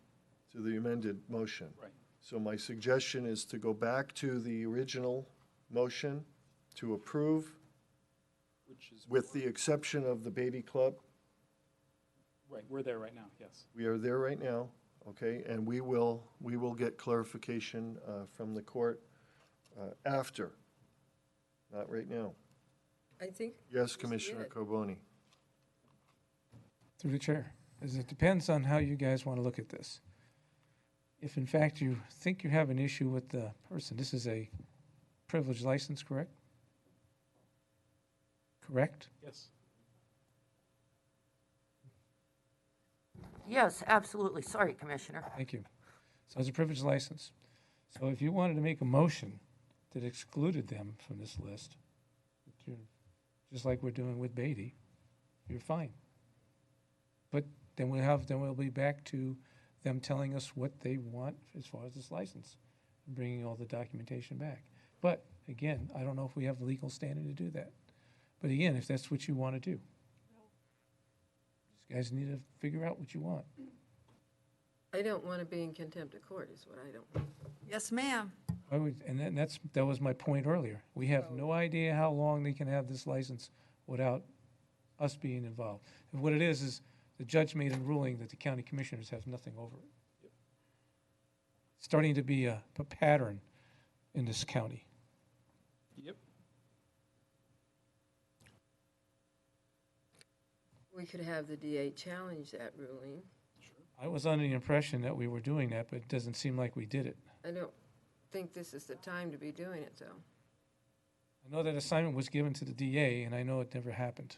Just put it that way. If I may, Commissioner, we can discuss that in litigation non-meeting, which is the second meeting, the corrupt meeting, albeit we had recently just had that meeting, and the discussion did not come up, as well as a directive. There was a reason behind it not coming up. In the upcoming. We'd be happy to. Very good, thank you. When did that document come out? The ruling? That's been out for a long time. It was filed May 28, 2021. Thank you. All right, guys, we have one course of action here, and that is to stick to the agenda item. Right, Chair? Correct. And approve the licenses and just go on. With the exception of? With the exception of the Beatty Club. Right. Are we calling for the vote? Too difficult. So I have a clear motion and Yeah. a clear second? Yeah. To that effect? To that effect? Yeah. To that effect, is that right, clerk? Sorry. Kelly, are you clear in Tonopah? Hi, Commissioner. There's been no third motion made. The last motion on the record was excluding the Beatty Club and item 27, and then you withdrew your second. So there's been no restatement of a motion. Yeah. Yeah, to be clear, my motion was to approve the list. And mine is to second that. Right. Thank you, With the Kelly. exception of the Beatty Club. And my second stands like that, too. Yeah. Thank you. Right. And then we had an amendment, and then that got rescinded, and here we are. This is where we're at, to be clear. Okay. Everybody, aye? Aye. Aye. Hold on. I need to get approval from the Deputy District Attorney's Office. Are we okay with that motion and second? It appears we had a motion, a second, clarification, restatement, and then the vote. So if nothing changed to the motion, then it's clear. Thank you. Thank you. So I have, on my left, so Jabor's aye. Commissioner Cox? Yes, I Okay, voted. thank you. Passes 5-0. 5-1, sheriff is absent. Yeah. Thank you. Oh, boy. Didn't you enjoy that? I now turn this back over to Chairman Carboni, BOCC meeting. So, did we all learn something by that? All right, we got the last one coming up, item 23. I'm turning the gavel over to the Vice Chair. County Manager, item 23, please. Item 23 for possible action, discussion and deliberation to 1, appoint 3 members to the Pahrump Regional Planning Commission due to 3 expiring terms from the following list of applicants: Leah Ann Deanda, Sarah Chapman, Carol Curtis, Deborah E. Hayden, Gina Meredith, and Jacob Skinner, or 2 re-advertised for the appointment. And Commissioners, I did want to state for the record that there was revised backup submitted in this. There was a slight tweaking of the verbiage in the agenda information form, but that has since been corrected, and you're good to go to vote and fill these 3 appointments. Thank you for that, County Manager. That's 2026, correct? June 2026 is how that reads? Yes. Or- That's correct. Yes, for unexpired terms, the 3 members. Chair, I'd like to make a motion. Please. Make a motion to appoint the following members for the term that takes us out to June 2026. Deborah Hydren, Jacob Skinner, and Sarah Chapman. Now, I'm open for communication for any of the people that I just picked. Do I have a second on this motion? I will second that motion for discussion. Board? I'm having trouble, I like Sarah Chapman, okay? But I have problems with the, what's the name of the organization she has? Nye County Cannabis Association? Cannabis Association. It's a direct conflict of interest, I believe, when any item came up that had to do with cannabis. I think you're right, too. And I'd like to make a comment about Leah Deandra. She's been on the board for quite some time. I've not had any complaints about her. I think she pretty much enjoys what she's doing, and perhaps we could choose her in place of Sarah. Would that be all right? Any other comments? No other comments?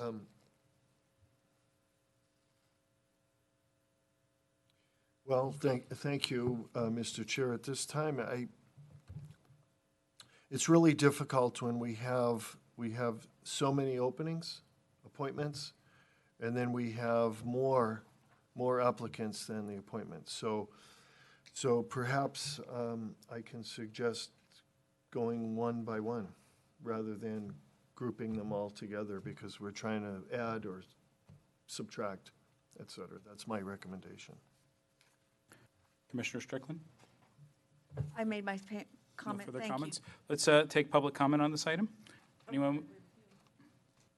Let's take public comment. Anyone wishing to speak? Star 9. There's no comment on the phone. Director, is this for public comment? Okay, perfect. Brett Wagner, Director of Planning. The only other concern, I completely understand Commissioner Strickland's concern. When we've got RPC members that are involved in different organizations, it does make it difficult. You know, a lot of times they have to abstain. You know, there's just, could be a perceived conflict. The other one that I did notice is with Mr. Tippett. I did notice that he's currently a superintendent. Mr. Jacob Skinner? I'm sorry, Skinner. Right. He's currently a superintendent for Richmond American Homes, which could also be problematic.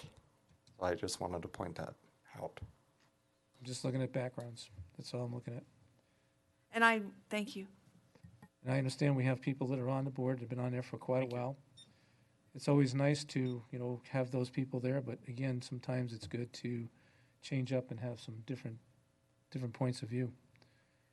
So, Board, let me just see if there's any other public comment. Anyone else wishing to speak? Okay, we're going to close public. No one on the phone? Correct, no one on the phone. Okay, we're going to close public comment. Please continue. So again, if it appears that everybody on the board, with the exception of myself and the vice chair, has a problem with Sarah Chapman. So I guess I'm looking for somebody to, to make another recommendation other than, is it just going to be Ann Deandra? Or is it going to be Carol Curtis? Or is it going to be Gina Meredith? Chair? Please. I did like the suggestion that Commissioner Jabor came up with, and you sitting as the liaison to this board, you work with them. Yep. So I would like to ask if you would consider rescinding your current motions and taking perhaps one at a time and see where you come up with. Well, I think I'm good with with at least two people here. So I know that the director has a problem with Jacob Skinner, but I think he's got a lot to offer. So, I mean, there's a lot of issues here. We're dealing with the possibility of this board growing as well. So my concern is to try to get other individuals in here as well. So, again, I'm open to look at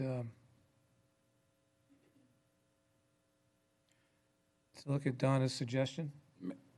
I'd like to make a few comments. Go ahead. Go there too. Board, do you have any other comments? I'd like to make a few, if I may. I'd just like to bring out the fact that this is a 7-member board, and so we're not really putting these people out in the cold, that there are other positions going to be coming up that they could maybe join on at that time. All of them seem to have pretty good qualifications, with the exception of perhaps conflicts of interest. So I'm struggling to hear the conflict of interest because for the foreseeable future, I don't see any kind of marijuana item coming up. But there's other realtors on the board, for example, and whenever there's a conflict, for example, if it's their property, They just make the disclosure and then they recuse themselves. So all I'm really hearing is you have Commissioner Carbone, who works directly with these folks, and I know Commissioner Strickland is the backup as a liaison there. So it's either we're supporting the commissioner's selections, and he's selected them. Obviously, I trust in him that he's done his homework here, and these are the folks he thinks are qualified to move forward. Either we're supporting that or we're not. So I'd like to see the vote on that. That's what I'd like to do. If there's no other discussion. No? All in favor? Nay. Everybody's aye. Lundo's aye. Commissioner Cox? Nay. Jabor's nay. Okay. Motion fails, 3-2. Do I hear another motion? What about Commissioner Carbone? Would you consider taking one at a time and giving us a selection?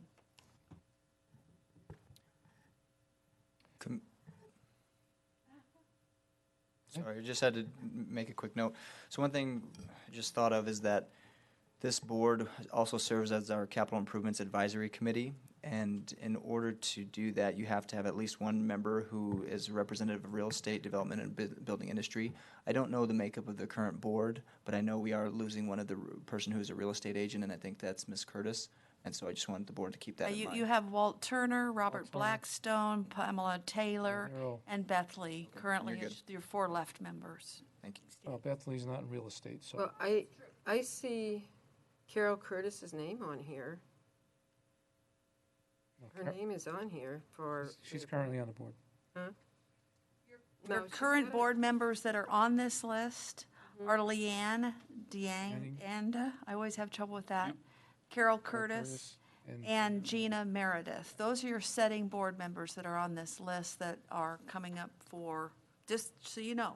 Those are the ones that are reapplying, and so she is reapplying. Yeah, those are applicants, yeah. She is a real estate person.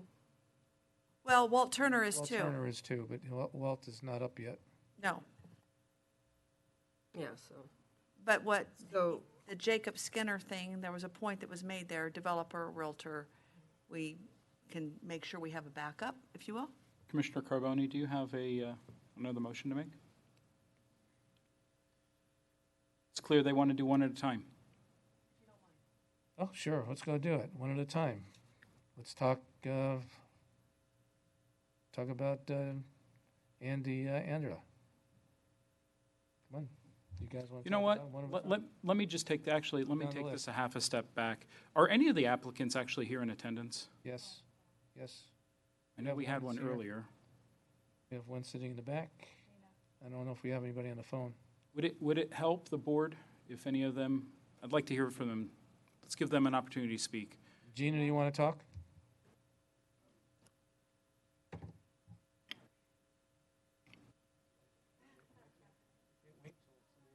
And I'd like the record of, excuse me, board. I'd like the record to reflect that Miss Deborah Hayden was here earlier today in attendance, so keep that in the back of your mind. Remember, she was the one in public comment. Right? Was it? I thought that was her. Oh, okay. I thought that was her. Okay, Miss Meredith? Sure. Just a Well, little bit about yourself. You guys have my resume, so I'll talk about my time on the board. I've been working with Brett about the backyard chicken ordinance. We've been working on making that really fair for the community. Most of the things I do vote for when I sit on the board is public improvements. I have voted for some housing development. We'll just put that out there. But small ones like the D.R. Horton one down off of Blag. While I sit there, I just try to be honest and put my feet in the shoes of the people in the community, why they're there, what they're asking for, and what the people of the community feel about that, and what they would say, and their concerns. Other than that, if you guys have any questions for me, that's about it. I mean, I've been there about 10 months, so I'm a part of the decisions made. Gina, you replaced a member that did not go term. Yes, ma'am. He went back. I believe he was going back to the Reserve Coast Guard. Yeah, yeah. Yes, ma'am. So that brought you in quickly, and that's why you've only been there 10 months. Yes, ma'am. And you're up again. Thank you. Anybody else? Any other questions from the board? Thank you. Thank you. Anyone else wishing to speak? Any other applicant? Any on the phone? No, Chair. Thank you. Well, there you have it, ladies and gentlemen. Okay, I'll make a motion if the chairman isn't ready yet. You're not talking about me, he's the chair. Oh. Oh, right now, I'm just a, Commissioner Carbone, do you have a motion? I believe that's what she's looking for. again, I guess maybe I'm missing something here, but maybe most folks don't realize that this board's gonna be changing its complexion pretty soon. Do you want to explain that? Due to the 45,000 Yeah. population change.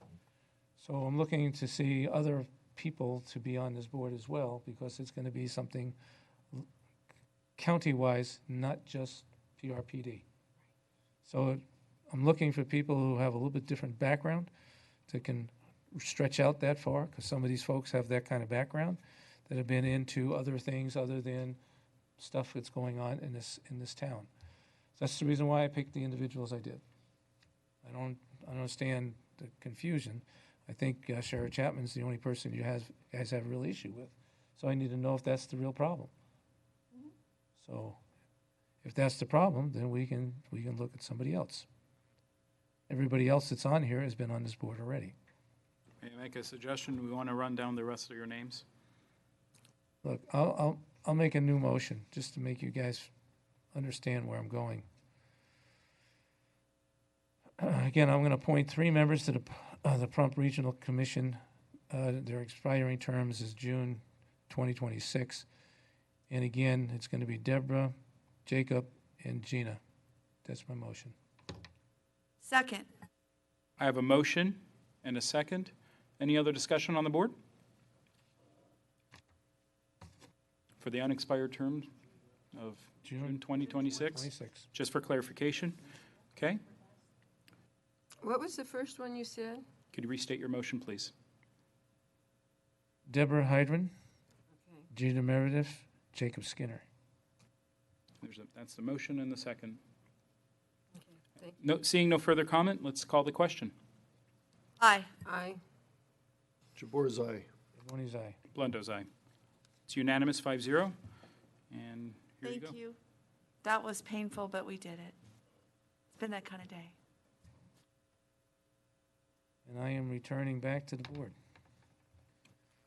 So, we got a lot of these things to take care of.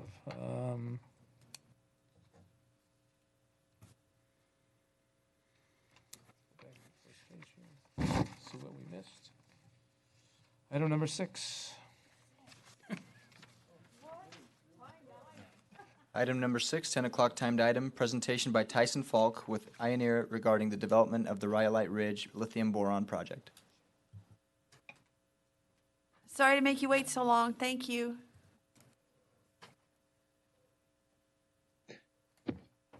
No problem. Understand how these things go.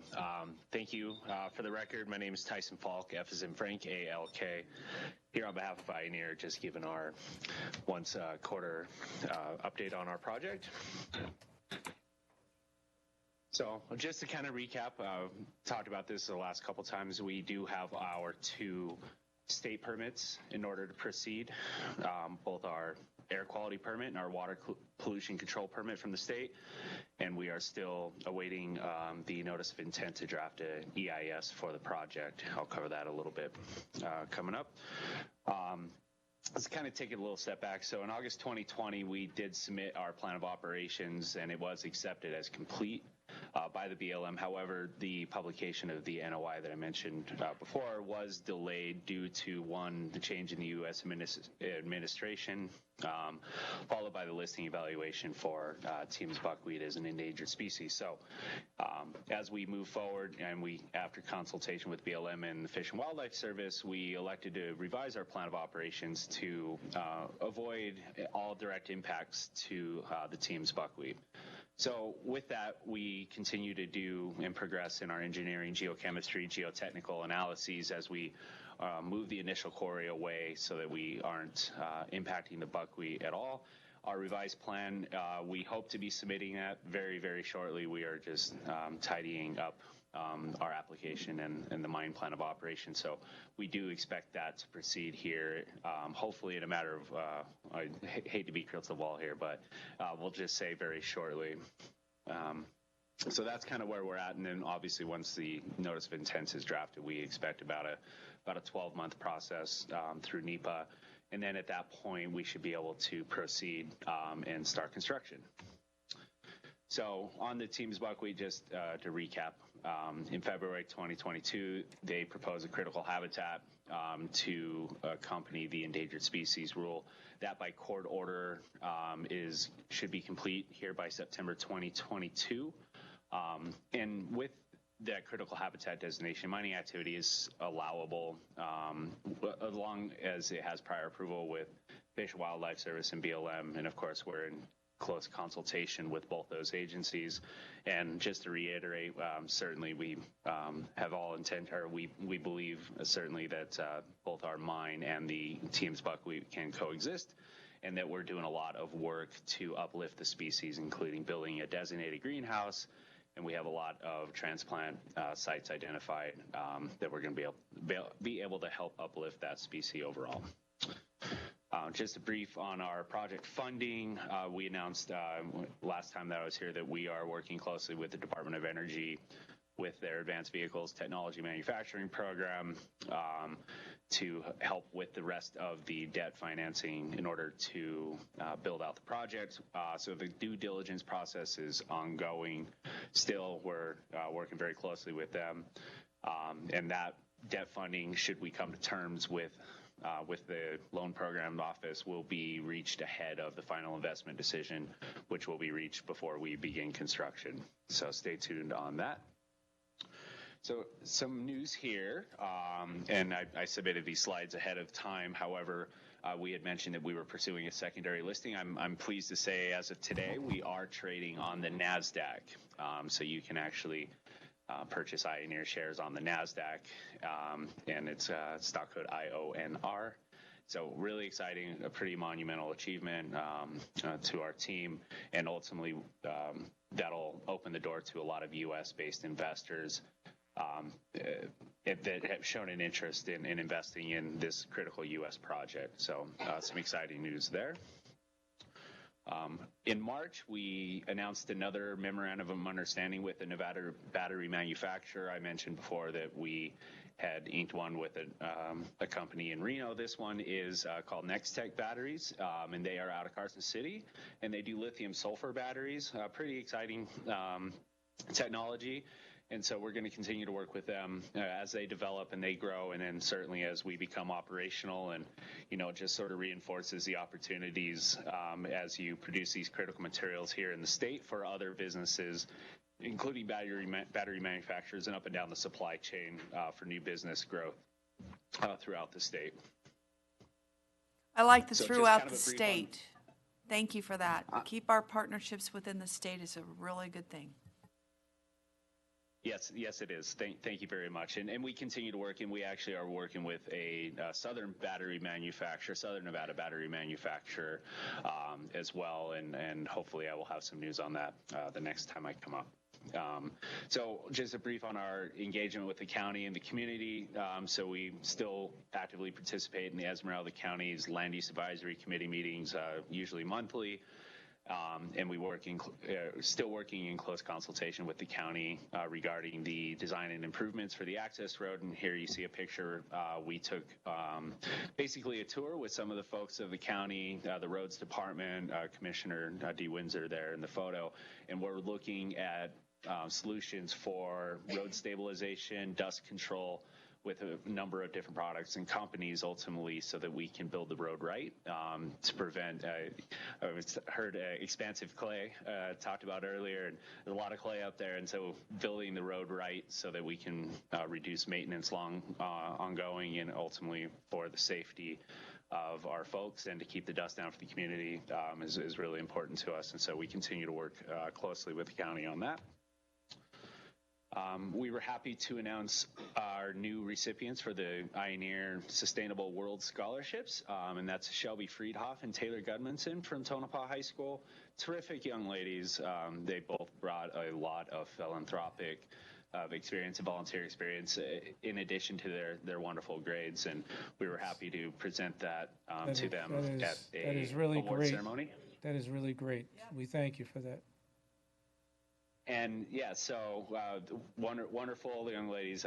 Really happy to support them as they move on to higher education. And just to recap, so as of today, we've provided scholarships to 7 different students, and all of them are still enrolled in Nevada institutions of higher education. And I believe we are over $20,000 now that we have invested into this Sustainable World Scholarship Program, and we certainly look to continue that. On May 16th, we did our first career day at Fish Lake Valley Elementary School. It was a lot of fun. We had our geology team and chemistry team, and we went and did some hands-on activities, and the kids are really excited to do a little bit of science and kind of learn about what is in their backyard. And it went really well, and we're really excited to participate next year, and we certainly look to expand into other nearby schools and communities. So stay tuned on that, but we're going to work in trying to show the folks where their potential careers are and to learn a little bit more about what's in their own backyard. We were also happy to support Jim Butler Days again and the Nevada State Mining Championships. We provided the prize money for the individual mucking events, so it was a lot of fun, and props to Joni Easley for all her hard work on that. It was a terrific event yet once again. So up here, these are upcoming events, but now they have passed, of course. But we participated again in the Tonopah Historic Mining Soiree, and I see Ann Carpenter sitting behind me. Again, props to her as well. That was a really fun event this year. They had a great band that came out of Las Vegas. It was a lot of fun, and so we look forward to continuing to do that. And I'm just out, was in Dyer this weekend for their Fish Lake Valley 4th of July celebration, and we sponsored the rodeo and continue to support their 4th of July celebration out there. And so we do have another upcoming community meeting that'll again be at the Fish Lake Valley Community Center Park on Thursday, August 11th. Everybody's welcome to come. We'll have food, and we're going to have some yard games. I think we're going to do a cornhole tournament and, kind of liven it up a little bit. So invite anybody, if you're around, please come by, have some food, and meet some members of the Ioneer team. And we continue our monthly Common Grounds with Ioneer events where folks in the community can come and ask any questions, kind of receive updates on the project, and ultimately so that we get feedback as we proceed, that we're keeping the community and their desires and concerns in mind. And with that, that was pretty brief, but I stand ready to answer any questions that the board may have. Commissioners, do you have anything? Just great work. The outreach, we really appreciate. Thank you. I'm actually very happy to see the community outreach. That's phenomenal. I think that's the bread and butter. Commissioner Cox, you have anything? That's right. No, thank you. Public, is there any, who are you? Oh, Part of the public. Chair of the Part of the public. Liquor licensing, I'm sorry. Good morning. Good morning, Tyson. Good to see you. Good to hear your presentation. I too was at the scholarship awards ceremony, and it was very nice to see you and your company step up and award 2 of the locals from Nye County. You don't just talk about being a good neighbor, you are a good neighbor, and looking forward to seeing Ioneer come into fruition. I know that you've been navigating from the onset in regards to the Times buckwheat issue, and now that they're on the endangered species list doesn't mean that they have to stay on that endangered species list, provided you prove the population. and I know that you're working around that. So great job, good to see you, and move forward. We will certainly continue to work, and yeah, we hope that we should have a little bit more of a predictable schedule here soon. So anyways, I thank you very much, Commissioner Jabor, and thank you to the rest of the board for allowing us to come and give you an update. Thank you. Thank you, Mr. Chair. Thank you, sir. I appreciate your comment. Any public comment on this item? On the phone? Okay, this is one of those items that sparks interest because there's people out there getting things done. Okay, I got one more presentation coming up. Before we go to the next presentation, I got a request so somebody can go do something. Number 29. It's a possible action underneath the county manager. Item 29 for possible action, discussion and deliberation to format all resolutions and letters approved by the board to be signed by only the chair or vice chair. I understand the reason why this is on here because of the communication issues we have as far as people being available to sign. So I want to hear from the board on how they feel about it. So, Commissioner Jabor, I'll start with you. Who am I that you start with me first? Because you got left out. So, thank you, Mr. Chair. So, when this first came up last year, I thought, I agreed and thought that it made sense. However, for the past year and a half of going through and I will use the word painstaking process, I would get the call up in Tonopah. They would have to fleet the documents or the resolutions up to Tonopah. I would sign immediately. It would be then provided to the clerk's office if it was complete. Sometimes it didn't work out. I would drive down here to Pahrump to sign if it was time sensitive and didn't mind doing so. But I think that there's a little bit of redundancy here having all of our signatures and to have just the chair or the vice chair's signature. I'm perfectly okay with that. My only question is if the chair or vice chair is not available for whatever reason, what's the contingency plan at that point? I can answer that if I may.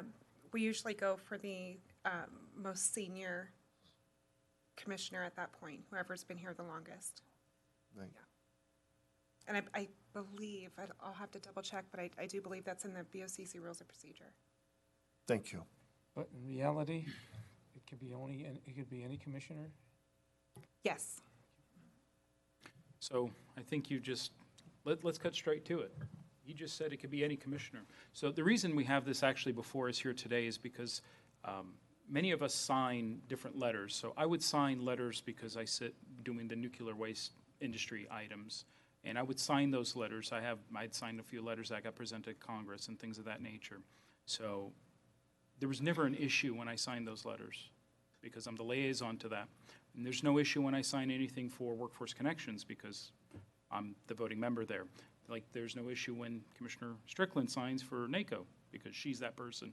However, when we've had letters that were going specific to certain things, it was then forced to be brought before the board instead of just having a letter written under that silo and then fired off. So really, this is just more for clarification. I think the policy honestly should just be, respective to what our liaison positions are, just have people sign things. So then it was a big, Tim, what would you call that? Between you and I on that? Because you disagreed with me on that. About the signatures? I'm not sure what you're referring to. I forgot all the details. So Tim and I disagreed on it, and then it came to the board, and then the policy kind of got butchered here, and now everybody's signature is on there because that's what we ultimately voted for. And I understand where staff's coming from. I get it. And I understand where we're coming from. It just needs to be very simple. I think the chairman just said it very clearly. We all can sign for stuff. I don't understand why it's difficult. Chair, if I may. My intent for bringing this item forward was specifically due to the time frame it's taking and the amount of work and follow-up and delays that it's taking and causing different departments and different entities, things like that, waiting for these documents to be signed. It takes a minimum of 2 weeks for things to get signed if I can't wrangle you all 5 at the same So time. for clarification, we're talking mainly the items that are being done during this board. Absolutely, We're it not talking- specifically says that here. And again, I'm trying to make that clear. So we're not talking about all those other, Just giving the history letters. recap of how we got to where we're at. right, but all those other letters is a different story. Correct, and with all those other letters, the commission does have their own letterhead that they are able to utilize at any point through the administration and assistance of staff. Right. So things going out on a commissioner's behalf is as simple as asking staff to assist you with sending that letter. However, it's the items that the board has taken action on that require all the signatures. The resolutions, letters of support or opposition, whatever it might be, we can't all be together in the same room like we are here today, or if changes are made to a resolution or anything else, and we have to get it after the fact, it's taking 2 or more weeks to get things So signed. the clarification is, again, we're not talking about stuff that you're doing on the 2 boards that you're on. The history is very important there. Liaisons you're on, so. No, but now take it a step further. So give you a good example. We had resolutions that we passed, or the proclamations that we passed. Those traditionally are just signed by the chair or the vice chair. Just move forward, right? But because they're very symbolic and we were taking a stand, especially during the pandemic, we all wanted to sign, but staff had an issue with that and they couldn't understand, just put everybody's signature on there. So it just became this, I hate to say it, but like a pissing contest. It's just very simple, guys. The board members want to sign these things. It's very symbolic. I have one of those. It's called BDR 46. Okay, the BDR to repeal the commerce tax. That one's sitting in my office because the 3 people that signed it, and the other 2 didn't want to sign it. Hey, fine, fair enough. We have had some very important things that we've done on this board, and everybody wanted to have their name on that, and that's fine. So I think it's just like on a case-by-case basis, and then because it's policy, then it got voted in. And now here we are. So to me, it's like for basics, I get it, but for the things that I think that are important to the board that we're doing, I think that's also We can make that decision during the board if we want to do that for a specific item. I mean, when we, like the items that we put in to declare what we want. Yeah. We can say during those meetings, ask the board, do they all want to sign this? I mean, that's a proper process. That it gives the staff to know that particular proclamation we want our signatures on it, because we said that's what we want. Other things, I mean, during that meeting, we can make that decision. And I hear you loud and clear. However, again, what's the item that's before us? And this is ultimately what's going to happen. Close your eyes, fast forward a year from now, 2 years from now. They're going to say, well, this is what the board voted for, and that's it, because it's not defined in policy. They're not going to remember these conversations here. So it's about the policy that we set in place. So let's make a recommendation. I understand that we've all agreed on something. Do we have it? Was it written? I don't remember. Was it a policy we wrote that in for the signatures? It's informal policy. It's just decision based on board action. So it's just board action direction to staff? Is that what we said during that meeting? So again, maybe we make that direction again. Hold on. We're conferring. It's almost like the DA over here. Yeah, maybe. Conferring. I'm sorry, did you have a comment? Yes, Mr. Chair. It reads to format, so I believe you were able to adjust a little bit. So. Thank you, Chair. So we just clarified with each other whether it's case by case or not, and I'm fine with case by case. Absolutely, totally fine, but please understand that when you're doing those case by cases, you want that letter right away, or you want that resolution or that proclamation to take down to wherever it's for that day. Not going to happen unless we're all together and you sit there and wait for staff, the author, whether it's Tonopah, Pahrump, Finance, the clerk's office, whomever. We understand with the proclamations, it's going to take time for the simple reason is they get made up and then we have to go sign it. Yeah. It's a different process. So we have to make sure that we understand that it may not happen within 24 hours. or We're not all here. a week or two. But I also think, when we sent those letters, regarding the Second Amendment to the state legislature, I think it needed everybody's signature on there, 100%, because Well, it that's, needed but to show the solidarity of this board. We can make that decision.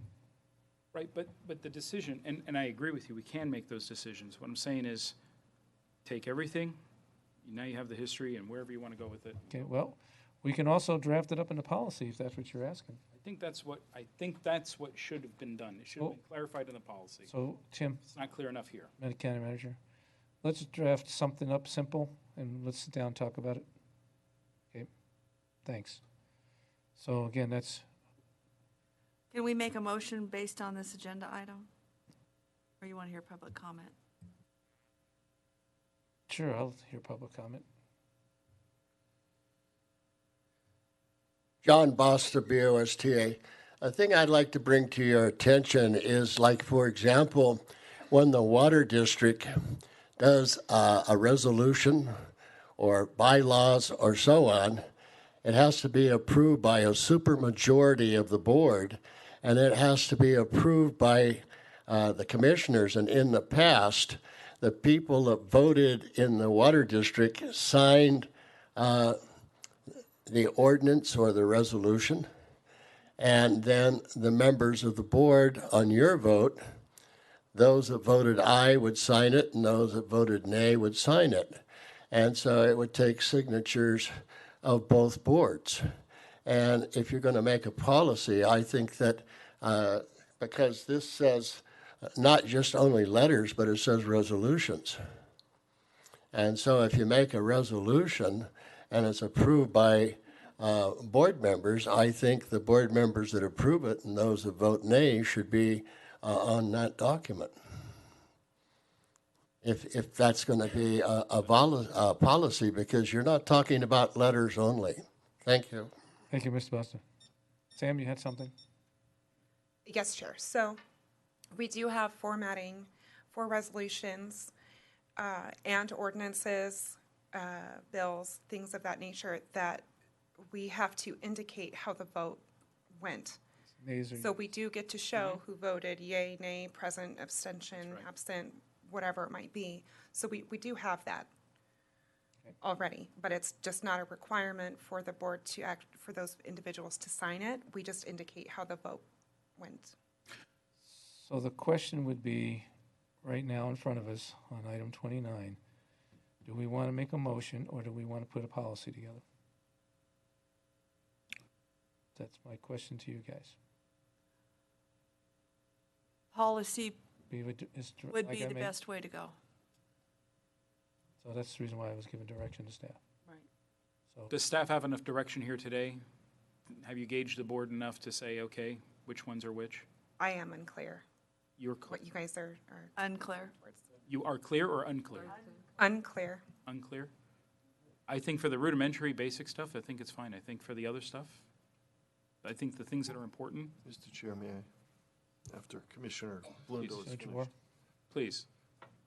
So what's clear, what seems to be clear to me is that we have to be clear that when it's necessary for us as commissioners, whoever we are, that we need to get in here, wherever that is, and sign off on these letters, proclamations, resolutions, et cetera, and not say, yes, I'll get to it. And I'm not saying that any of us have done that.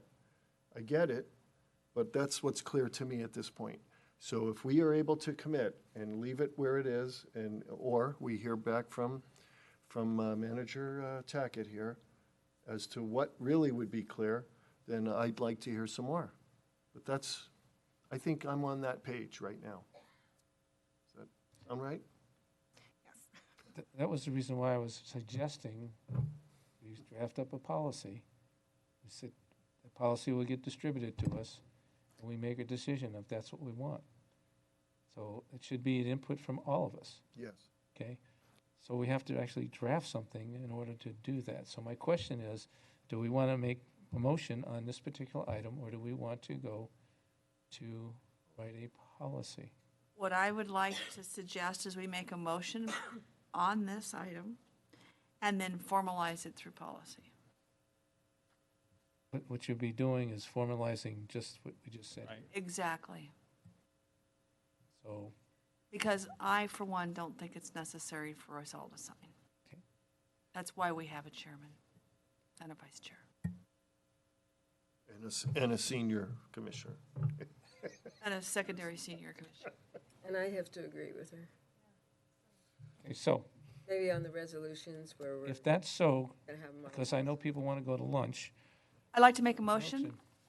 I'd like to make a motion to format all resolutions and letters approved by the board to be signed by only the chair or vice chair. Do I have a second? I'll second. Commissioner Cox seconded. So, with that, I got a motion and a second. And you guys don't like it, but I'm going to make public comment. Anybody want public comment? You already had public comment. No. I can do it again, because we just resolved what we wanted. Okay, closing phone, No, none on the phone. closing public comment for the last time. Aye. Mr. Basta? But- It's up to you. Go ahead, let them have it. Turn the mic on. John Basta, I think it's important that you have resolutions that requires, and I'm not sure, somebody said, oh, just the vote of the board. In the past, it's been the signatures of the board. And I don't know where the present policy was adopted and so on, but I do know in the past that it required the signatures of all board members.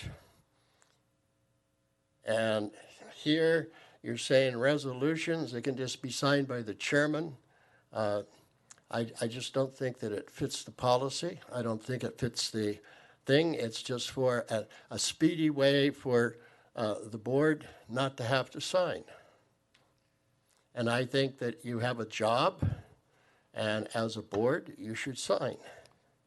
That's my opinion. Thank you. Thank you, Mr. Buston. So I got a motion and I got a second. I'm gonna call for the question. Aye. Aye. Nay. Commissioner? Jabor's aye. Carboni's nay. So 3-2. So 3-2. The motion carries. Okay, again, I think, one more time, if we don't have a policy, you don't have it clear, okay? I agree with you, Can we Chair. go ahead and do a policy? Of course. I think Definitely- if that's definitely. clear. I think it gave direction. I did. It'll be back, Okay, thank like you. a bad penny. You were gonna- Oh, I'm gonna look at this, it's 12:30. 1:45, be back. 1:45, excuse me. 12:30, 1:30, 2 o'clock. That's up to you, gentlemen and ladies. They're probably like, no. Leo's gonna go anywhere. Well, you gotta go anyway, so. Okay. Well, we love you. Go home, take care, get your license. If you don't get your license, I don't know if I have to come pick you up or not.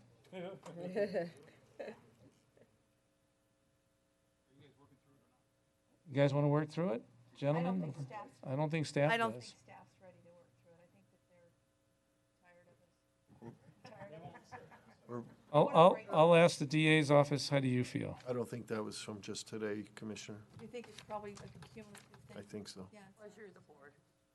Pleasure, that's a good question. Let's do it. Bye, Commissioner Blendo. Thank you. Should we do a comfort break and come back? That's what Jabor would like, please. Do you mind? 10 minutes. 10? Whoa. Better stuff your faces fast. No, this is not lunch. No, 10 minutes. I thought we were gonna work through. Comfort break. 10 minutes. They can stuff their faces Why don't you give them 15 minutes and they can snack? No, no. Why don't we give them an hour and a half and we'll just go to lunch and they can do their thing.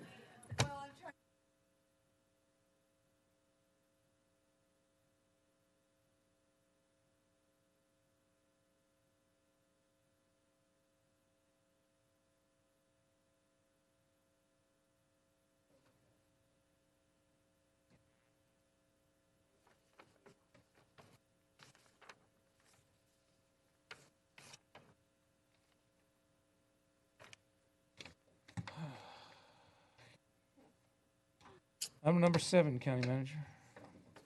Item number 7. 10 o'clock timed item, presentation by Ann Carpenter and Sean Kilgore regarding Pathfinder Tonopah's Liberty Complex, including the mine development efforts and the company's objective to develop solar PV energy generation on Pathfinder's private lands in the Liberty Complex.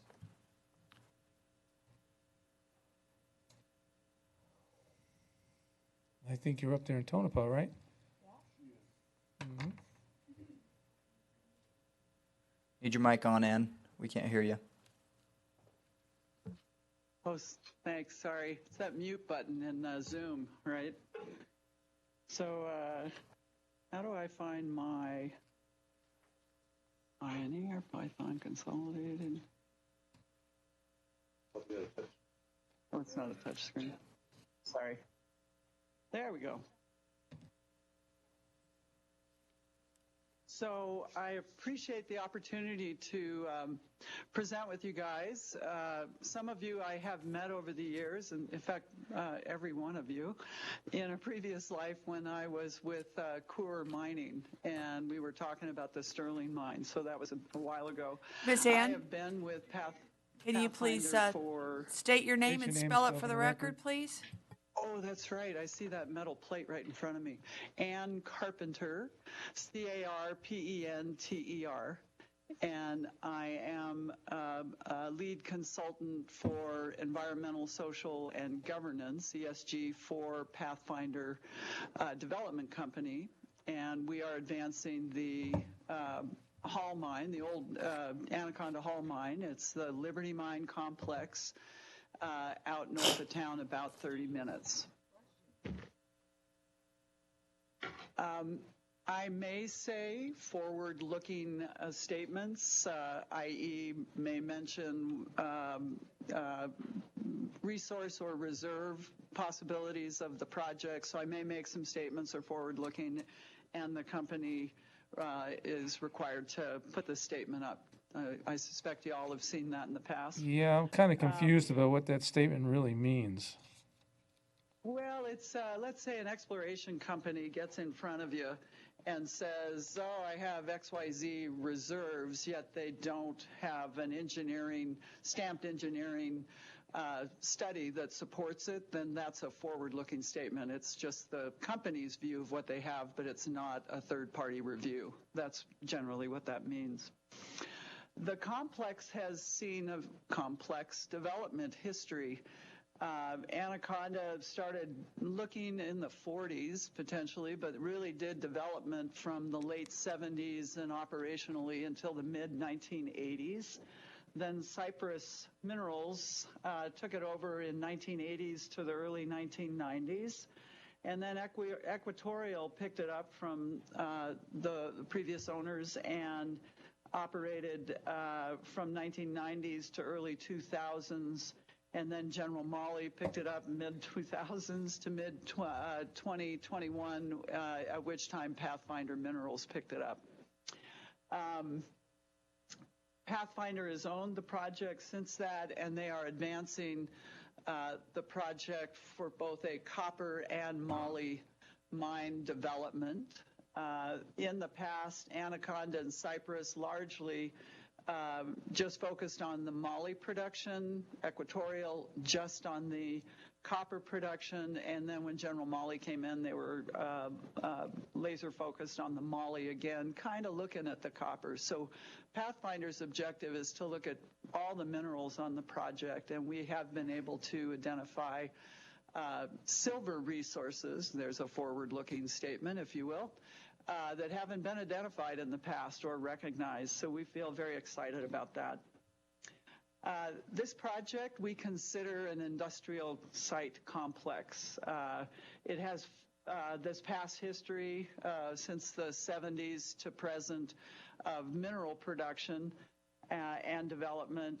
We have a very large land package that incorporates both private and public lands at about an equal split, so BLM lands as well as private, and Sean's slides will detail that. As you can see from this aerial photo, There's a middle area where you see the Molly pit. Off to the east of that map is looking north, is the directly east is the copper pit area. And I think if I'm lucky, can you guys see my hand here? We can. Yeah, perfect. So yeah, it's a good hand, right? There's the copper area, the Molly area, and a transitional zone here too. So, and these are overburden piles, non-mineralized areas where we can store non-mineralized rocks. And then this would be the processing area. The project has a lot of infrastructure, water, power, substations, roads, the whole and buildings, and we are looking to maximize those not only on the mine production but also on energy production. This is a redevelopment opportunity. This large industrial site, brownfields development. Again, like I said, private and public lands in the mix. New project development, new management, and new goals. Our goals is to feather in energy production in support of the mine complex. I'm going to turn the mic over now to our energy expert, Sean Kilgrow, and I'll let him introduce himself. Sean and I have worked together for decades, right, as of now, and I brought him into this project to help us get some great guidance on the solar development. Sean will be stepping up.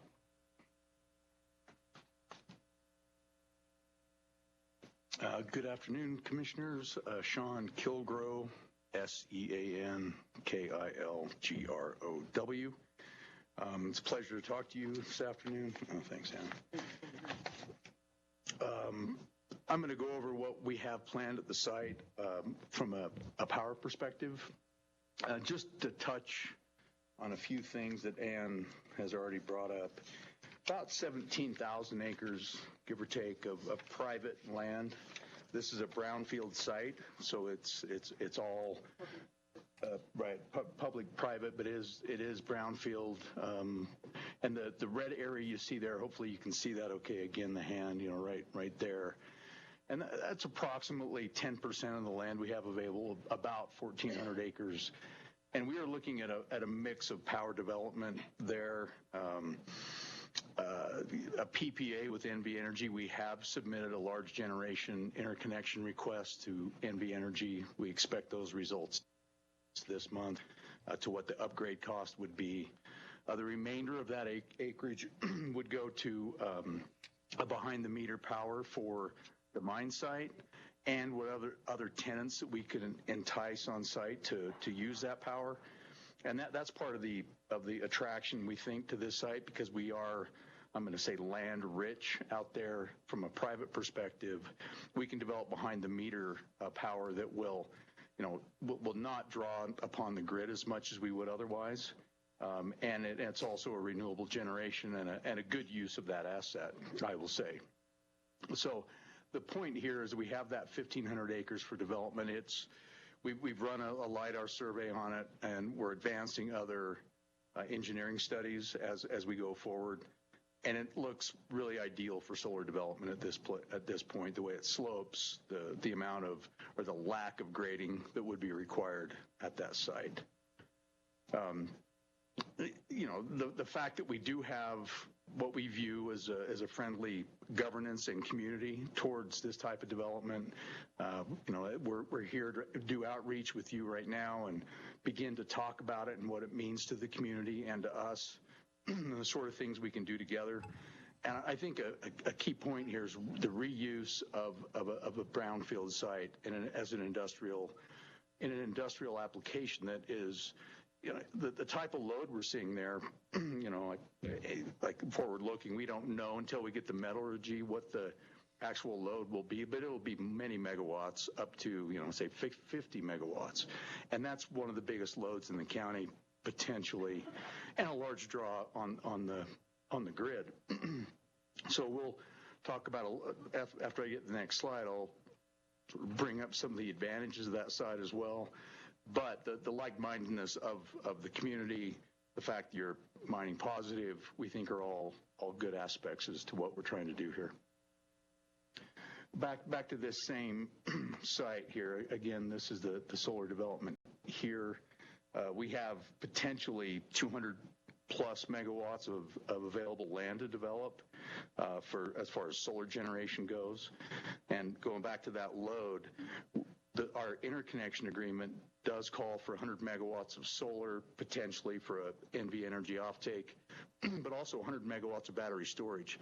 And if that does get approved and it does move forward, it does represent an opportunity for that WEC system, the transmission system out there from the Anaconda substation, to absorb the sort of the stress that would put on the grid and provide variable frequency response to stabilize the grid. So, you know, when we turn on our grinder, the lights don't dim in Tonopah. So that would be a big advantage to that site, having that large battery storage and the co-location of the PPA with NV Energy and the behind the meter, so it would turn into one large energy complex, which would be unique not only in the county but perhaps in the country. Okay, this is the emphasis on doing smart mining and circularity, but I'll hand this back to Ann at this point. But before I give the mic back, I'd see if you have any questions. Maybe we can go back here. Sean? Yeah, the only question I would have is because you got Crescent, the Crescent Dunes project in here as well. Are you linking up with these guys, or what's the story here? Because I know NV Energy they've been talking to them, but I don't think they've got any kind of connection. So, and again, you say you have one, so what's the deal here? Yeah, Crescent Dunes does have an approved interconnection request, and they do have that reserve capacity on the line at that Anaconda substation. They are under a temporary PPA with NV Energy. Their original PPA got canceled, and they then engaged in a temporary PPA with NV Energy that has milestones and off ramps. And I know that the current milestone was supposed to be achieved last month. And you can tell if that system's operating or not just by the glow you see, from the entire valley. We have not seen it operational, so we don't know what Crescent Dunes, if they were able to meet that milestone. We do know that they had to meet it, and this is a potential off ramp for for the utility. So we're up in the air on where they're at and whether or not they're able to move forward. We do know that will affect, of course, our capacity at that substation. We share that Anaconda substation. The interesting thing is that there's a 230 interconnect and a 120 kV interconnect at that substation, so there's a lot going on there. Yeah, and we're unclear right now whether or not that capacity will open up because of, I'm going to just put it in quotes, a failure at Crescent Dunes. At least I noticed that we're not right in the middle of a development area, so we don't have a lot of homes there. So that's a good thing. All right, thank you. Yeah, it's a long. I mean, there is the one paved freeway that runs by it up to Round Mountain, and there's visibility there, but it won't be anything like you've seen at the other locations where they blanket the entire valley.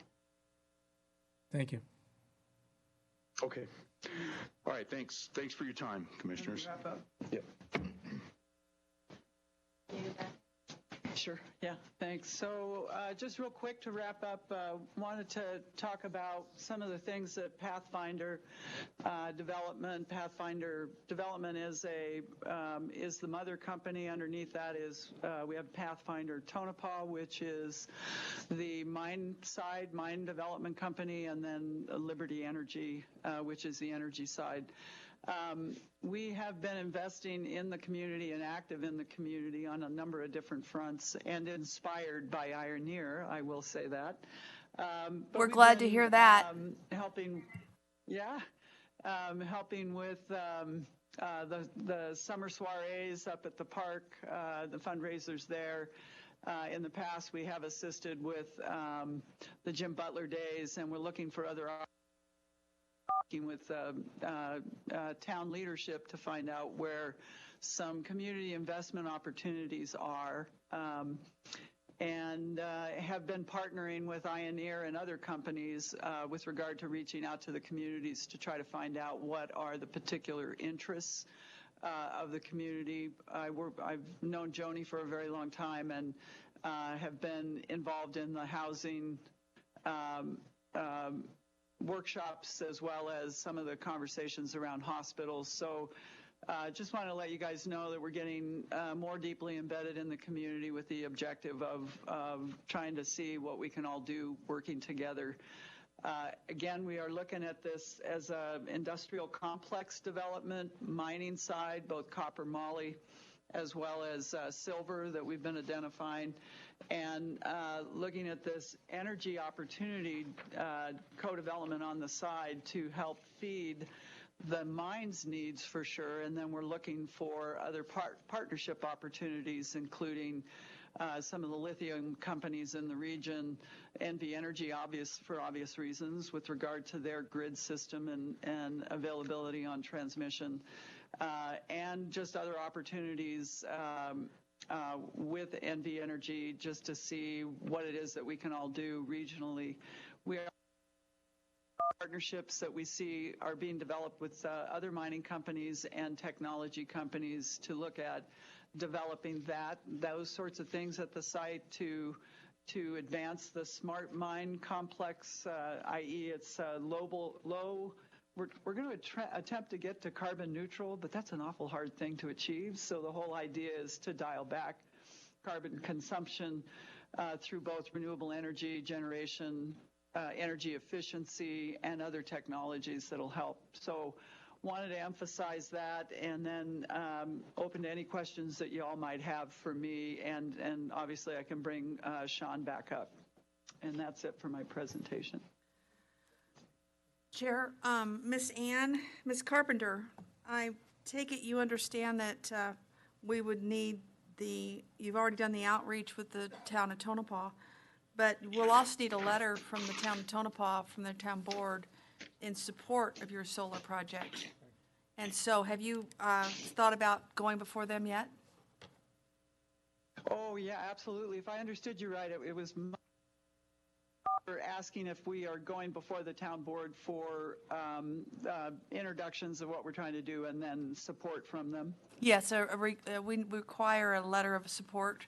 The Board of County Commissioners does, from the townships themselves that bring major solar projects to the towns. And so I want to make sure you're aware of that.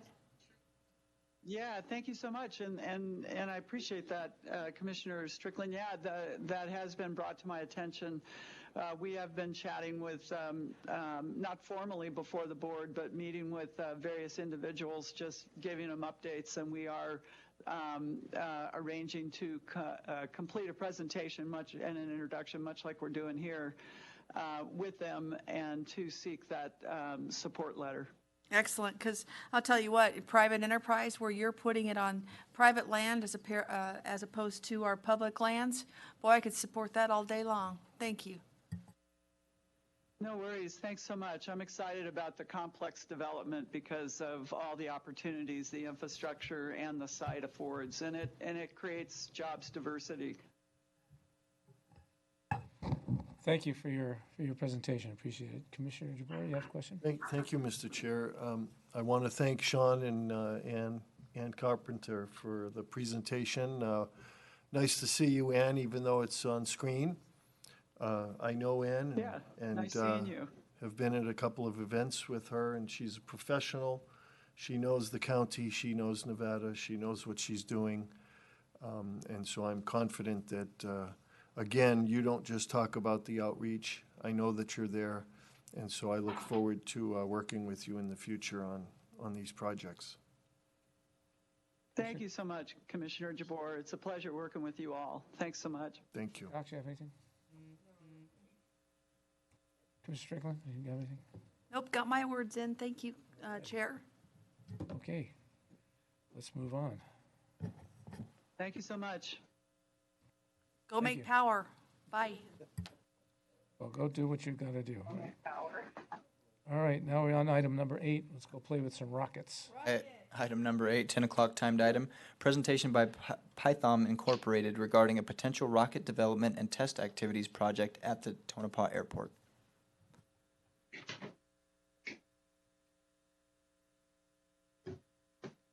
Hello, everybody. Can you hear me? So far. Okay, good. Thank you for inviting us to this presentation. My name is Tina Sjögren. That is Sjogren. And I'm a co-founder of Python Space. Tina, Yes, can I sir. ask you a question? And Sure. just like the question that Commissioner Strickland made just a second ago, have you been in front of the town board of Tonopah? I don't think so. Okay. It's, again, the same thing is that it'd be nice that we're going to get this presentation, but you have to do the same thing with the town of Tonopah and try to get a letter of support from them. If in fact they Okay, want to we will support do the that. project. Okay, sounds good. Thank you. Okay, thank you. So go ahead with your presentation, I'm sorry. Thank you. So I'm co-founder of Python Space together with Tom, my husband, sitting over behind me there. Now, the accent is Swedish. We emigrated to the United States 20 years ago, and we became proud American citizens in 2012. Python Space is building small rockets for the emerging new space market, which is based on increasing computing power and miniaturized technology. For example, satellites are much smaller today, and they can be placed in lower orbits, which makes them cheaper and more versatile. Meanwhile, new manufacturing methods, such as 3D printing, is changing how rockets are made. And as an example, our rocket engine, do you have it, Tom? Is very similar to the one that America used to put the first man on the moon. It looks like this. It's made of a metal alloy named Inconel, and it's regeneratively cooled, which means that we actually use the propellant to cool the engine while we fire it. If you could look inside it, you would see hundreds of channels run between double walls and which guide the fuel. Now, in the old days, engineers would spend months to build an engine like this by hand, and today we 3D printed in less than a day. Now, affordable rockets are key drivers to incredible resources waiting for us all in space. And it's an opportunity to replenish our planet without putting brakes on human drive and expansion. The financial reward is, yes, astronomical, it's pun intended here. And the financial analytics companies actually struggle to contain the magnitude. Only last month, a 100-page report by Citibank predicted that space mining, space-based solar power, space pharma, and other space industries will become an independent economy that will rival in size superpowers on Earth within only the next 2 decades. Now, considering the storied past of Nye County as a test site for pioneering defense technology and extensive mining operations, we feel like this community is destined to join this new commercial future in space. And we would, of course, be very honored to help make this happen.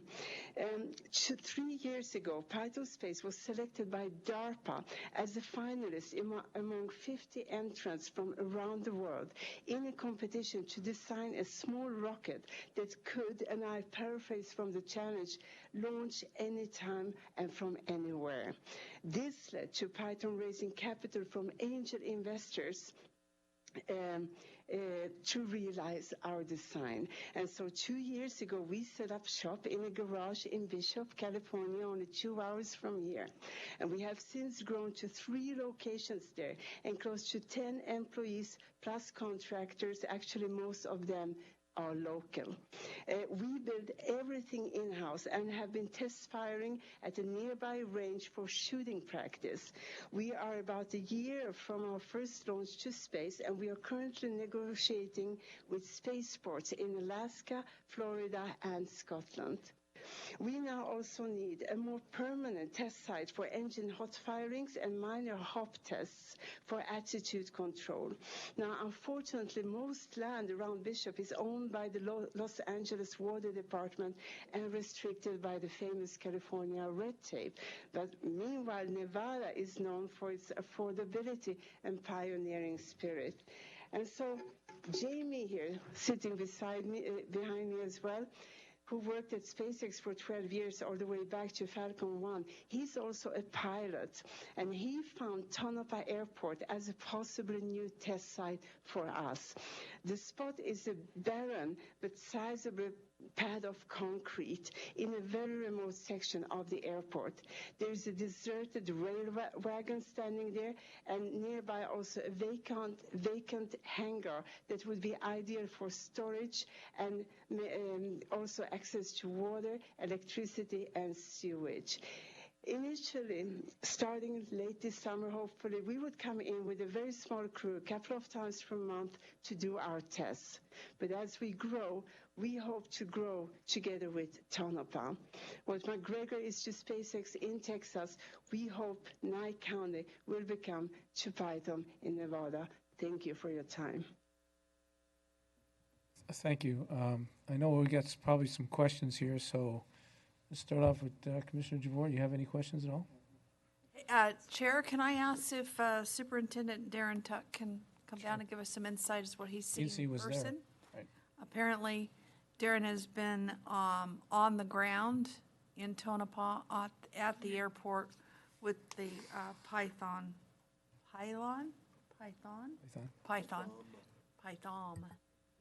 Well, Commissioners, Darren Tuck, TUCK. So I walked with the Python group. Tom and I met with them at the airport.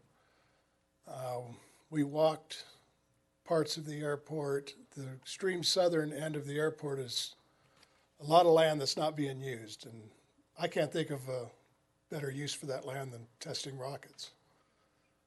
As far as the operations and maintenance, I don't see a problem with their operation hindering anything out there. So, What about the airspace? You know, we've got people wanting to land and take off. Of course, you'd have to do some sort of coordination with the airstrip itself, or is it far enough away that we don't have to worry about that? it's far enough away. I don't think we would have to do anything with the FAA. Their operation is on the ground only. It's not in the air, so. Oh, okay, so I imagine This is just engine testing. Yeah. engine testing. I'm looking forward to the town of Tonopah, the town board of Tonopah hearing this and seeing what they say, but it sounds great to me too. Yeah, as far as operations and maintenance, I don't see any hindrances out there. It'd be a good fit for the airport. The only thing that I got questions, and because I don't remember all the specific locations that we made some decisions on. I know the drive-in theater and all the other little things that they were planning on doing up in Tonopah. That's the reason why it's a good thing to go in front of Tonopah Town Board to make sure we have accumulated all the things that they're planning on doing out there, specifically the ones we've already approved. So we don't have an interference, especially if they're doing engine runs during the time that they may have some of these activities going. Yeah. So The areas that they're looking at is on the airport itself. Yeah. It's in the fenced area on the airport, so. Who owns the hangar that they spoke about? Nye County. we do. Okay. We own the hangar. So a rental agreement, huh? That hangar's a Revenue. real, kind of an old hangar. You should go see it. It's very interesting. I've been to that The old airport, wooden one. flown into it. Again, just Really? as a caution, we need to make sure that we're not running into anything. Right. Okay, because there is some stuff that is on the other side of that fence that they are doing over there, so I don't mean on the other side, I mean on the side of the airport, so we just need to make sure everything is clear. Thank you, Darren. Thank you. Thank you. Uh-oh, Wagner's coming down. Wagner, are we going to have to develop a special use permit for rockets now? Could be a project of regional significance, possibly. No, my only concern, and again, going back to the town of Tonopah, just something that needs to be discussed and visited would be any kind of fire protection for, these rockets. I was noticing that they're fueled by alcohol, corn-based alcohol, and just to make sure that there, God forbid there was a event out there, that they would be able to manage that with the fire department and the current equipment. So just something. Don't put it out with water. May I, Mr. No, you Chair? already said you didn't have any comment. Thank you. I'm sorry, go right ahead. Thank you, Director. So we still have the presenter at the podium, and as she explained during the presentation, that they set up currently in Bishop, California. So this is not new. I'm certain the suppression or fire extinguisher or contingency plan calling the fire department. What are you currently using now? Is that a question for me? Miss Tina, that is for of you, course. yes. I would like to call up our Chief Technology Officer, Tom, to answer this. Yeah, sure. So, hi, I'm Tom, same last name, SJOGREN. So, first of all, the propellant residues was actually by BLM had a toxic crew come in and check what the residue is on the ground, and they found no effect on the ground. And the actual byproducts of the propellants are ordinary nitrogen, CO2, and water, so it's nothing dangerous with that. Now, for fire purposes, we always bring our own water truck, and you are recommended for this kind of propellants to go 1 to 100 in water, and the propellants are completely diluted, and we go 1 to 1,000. Makes sense. That's a lot higher than it needs to be, but that's good, yeah. Yeah. Perfect. Thank you. Thank you. Thank you. Thank you for your presentation. Thank you very much for your time. Thank you. Make sure you hit Tonopah up, the board. Sure will. Thank you. Thank you.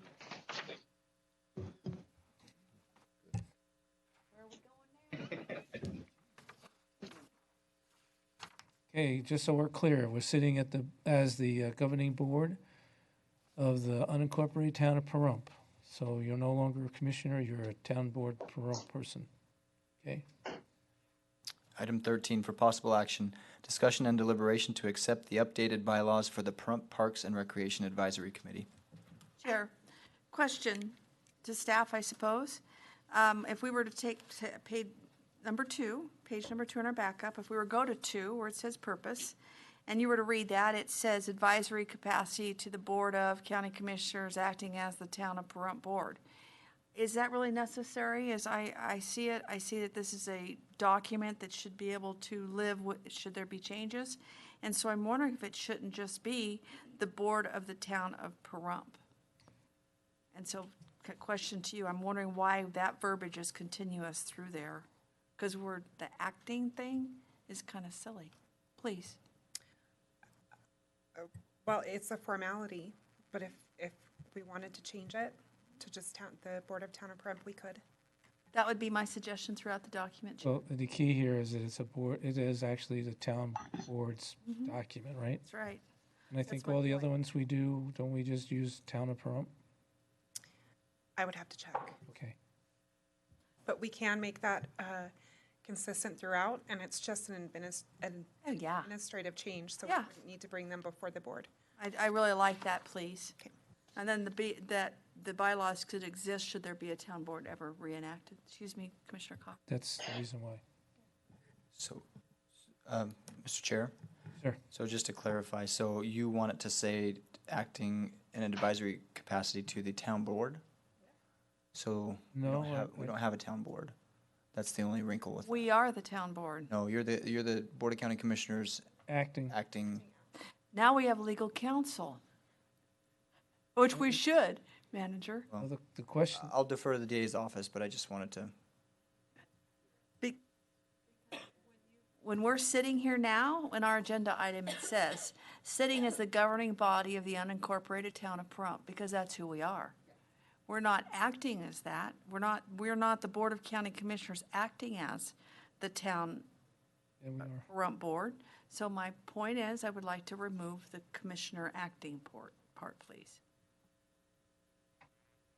The way all the other town board, other town activities, it's always just town board.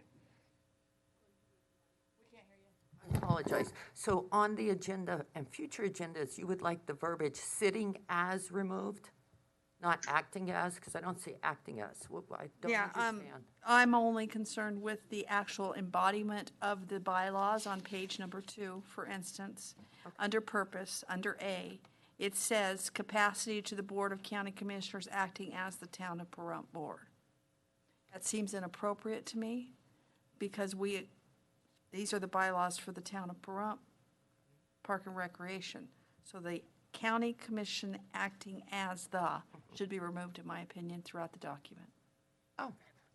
That's all. So all the Oh, other, Courtney. all the other documents are written that way from the town. So. I don't know. Courtney's here to give us some insight. May we, Chair? Good afternoon, Commissioners. Courtney Kenney, Kenney. So today, after going over this multiple times with the advisory committee, I wanted to ask you guys if you could table this for now and bring it back to a point where we have more grounding on it. If you look into the bylaws, they are asking to start taking donations, and they're just not, in my opinion, to the point where they have fully thought that through. That does take a lot of extra planning, so it's my recommendation that you table this and we get direction from you guys to move that forward if they want to get to a point of being able to do that as a committee. So thank you, There's Courtney. a couple of items too, so Thank I'll you, sit Chair. with So you on they, that. they want to take donations? yeah, so they want to start being able to collect money and take donations to be able to use that to update the parks or do like memorial benches at the dog parks and things like that, which I think is a great idea. I just don't think there was a lot of thought put behind that before they pushed this forward. Yeah, because it should go into a fund and. Yeah, there's definitely things that would have to be set up through finance. They wanted to be in charge of certain things too, Yeah, as it's written in here, and I just can't let them do that. Yeah. That's a really good suggestion, Chair. Shall we just not have any motion on this item and move forward to the next? To the Board of County Commissioners, I'm ready to sitting move as the on to Board the of next. the County. I think Sam supports that too, Ms. Tackett. Absolutely, and then we can also look into the proper naming or make it consistent throughout just the board and define it there later, you know. So, And should that say Pahrump Town Board or Town of Pahrump Board? I think they've always, in the past, Pahrump Town Board. it was Pahrump Town Board, yeah, when it was officially another town board. So, yeah. they're still officially, we're it. Yeah, but we're not Town Board of Pahrump. It got backwards. Yeah, it should be Pahrump Town Board. Excuse me, I'm not on the record. She's correct. The Correct. verbiage is backwards. All good. Again, thank you. So we're gonna move on. Thank you, Commissioners. I appreciate it. Thank you for coming in here. So we'll turn it back over to staff. Excuse me, Commissioner, did you take public comment? Not yet. Okay. That's why I said we're moving on, meaning we got to get to the next thing of the. Is there any public comment on the phone? Yes, Chair. The caller is Thank you, unmuted. DA. Please speak and spell your name for the record. Amy Nelson, Nelson. I was actually on hold for another item, not this one. Okay. And this one's got me totally confused anyway.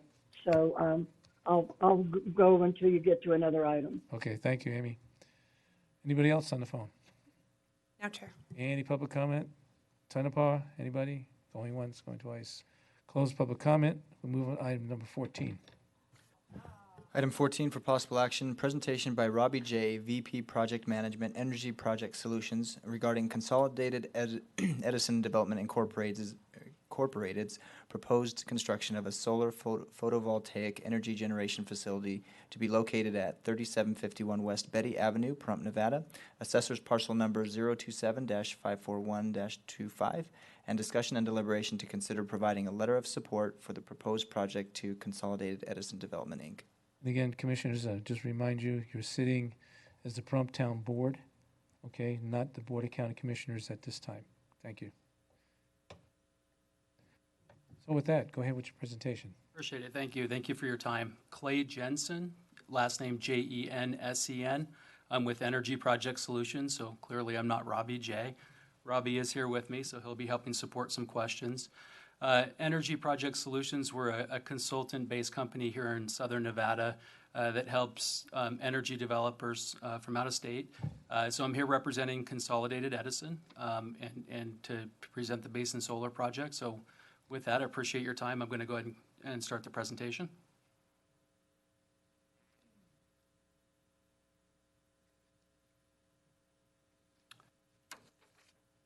And in the interest of, well, first I want to thank you for going through lunch. Appreciate the dedication I know that takes. And in exchange, I'm going to be really fast with the presentation, especially with the upfront part of the company, the corporate information.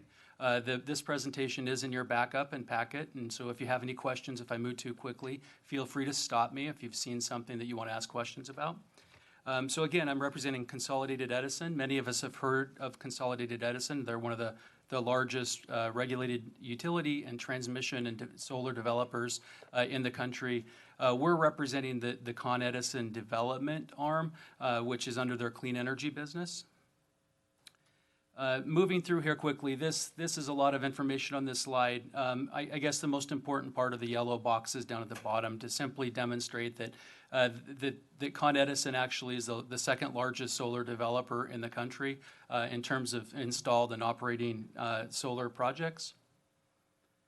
This slide details that as well through acquisitions of various companies over the years. They are the second largest operator of solar projects with a specific focus on project development, construction, and maintenance.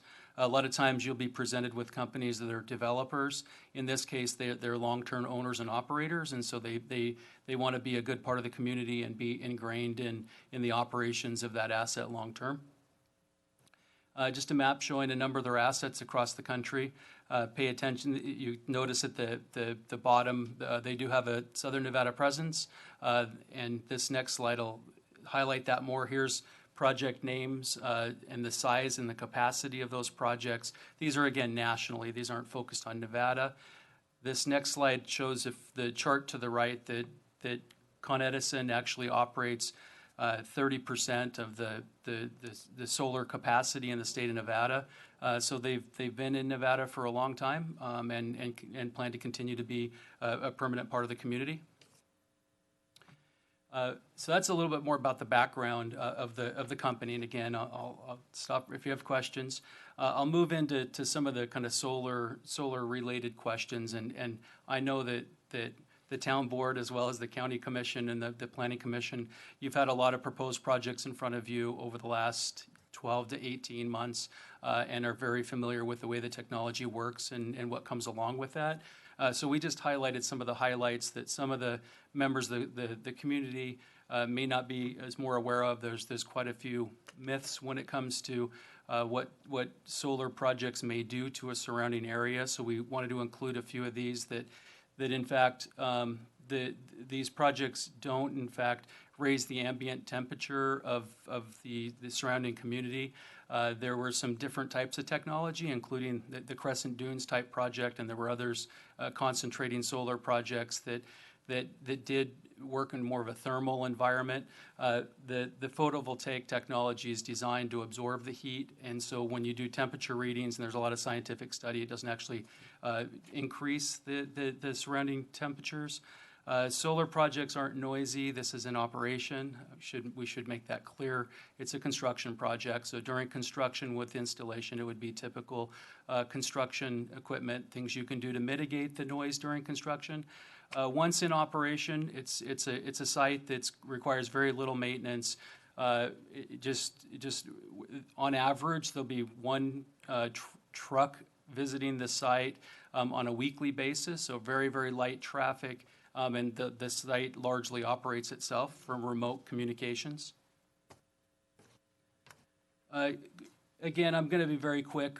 You're familiar with the focus on renewables in Nevada. There's an RPS standard, and NV Energy and others have to meet those requirements. And as you also know, the California ISO has ownership of some facilities in Nye County, the high voltage transmission, and that relates to the California RPS requirements. And so there is a push, as I know you all are very much familiar with, to find projects that are suitable for meeting the requirements of the energy needs of the both local and regional markets. Here's a Nevada-centric, again, nothing here that's probably new information other than the growth rate's been pretty substantial and is expected or hoped to continue. There's these solar projects create a lot of construction jobs. They're predominantly union jobs. For some areas, this project, it's no decision been made. It's a smaller project. But overall, there's opportunities for construction support jobs, and then there are operation and maintenance jobs that would continue through the operation of the project. This is a look at the comprehensive master plan. You're more familiar with the document than we are for sure. But there's stated goals and objectives throughout the plan to try to find appropriately cited solar and other renewable energy projects. And so, it's our belief that this is a project that fits those needs as well as to help expand the energy portfolio. Again, a more detailed look at some of the goals and objectives through the master planning process. This project, if it were to move forward after getting input from the town board, would be going through a traditional planning commission process and a county commission process. As you know, our goal is to work at the town board level, and then we've had some conversations with the neighboring community as well, incorporate comments that are received and to continue forward with development. But we're here as soliciting feedback and make sure that if there's something we're missing or something that we could do to integrate to work on the partnership of the project with the town of Pahrump, anything we can do, we would love to get into that discussion. A little more details about the project, and you've probably seen this in your packets, but it's bounded by Basin Avenue to the south, and it's Banovich to the west, and to the north is Betty Avenue. 100 acres, roughly, private land. It's entirely private property. This is a typical what would be a solar field layout, very preliminary at this point, to show that it would reach a production of 20 megawatts of capacity. Here's just some overview, and I'll go through these a little bit more. So again, 20 megawatts of across 100 acres of privately owned land. The interconnect would interconnect to Valley Electric's Charleston Park substation, which is about 2 miles away.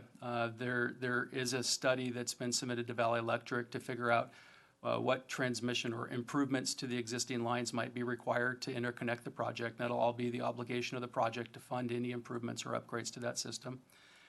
Construction could begin as early as early 2023 and it's a fairly small project, so it would be complete the same year. The project is located within a flood zone area, so portions of the site, a majority of the site are in a flood zone. What that means with these solar projects is that you can appropriately design where the post would go in the ground and be sufficiently protected. The floods in this area move very slowly. It's more like a slow-moving dry lake bed in this particular region, and so we've completed a drainage study to predict what those flows are. But you're able to install these solar panels in a flood area or flood zone, and they would be situated in standing water during a flood event and operate just fine, so they're fully protected. So it's our belief that this private land site otherwise would be very challenged for other development to be able to move forward here given those site constraints. Environmental site assessment's been complete. No significant species or protected resources of any kind.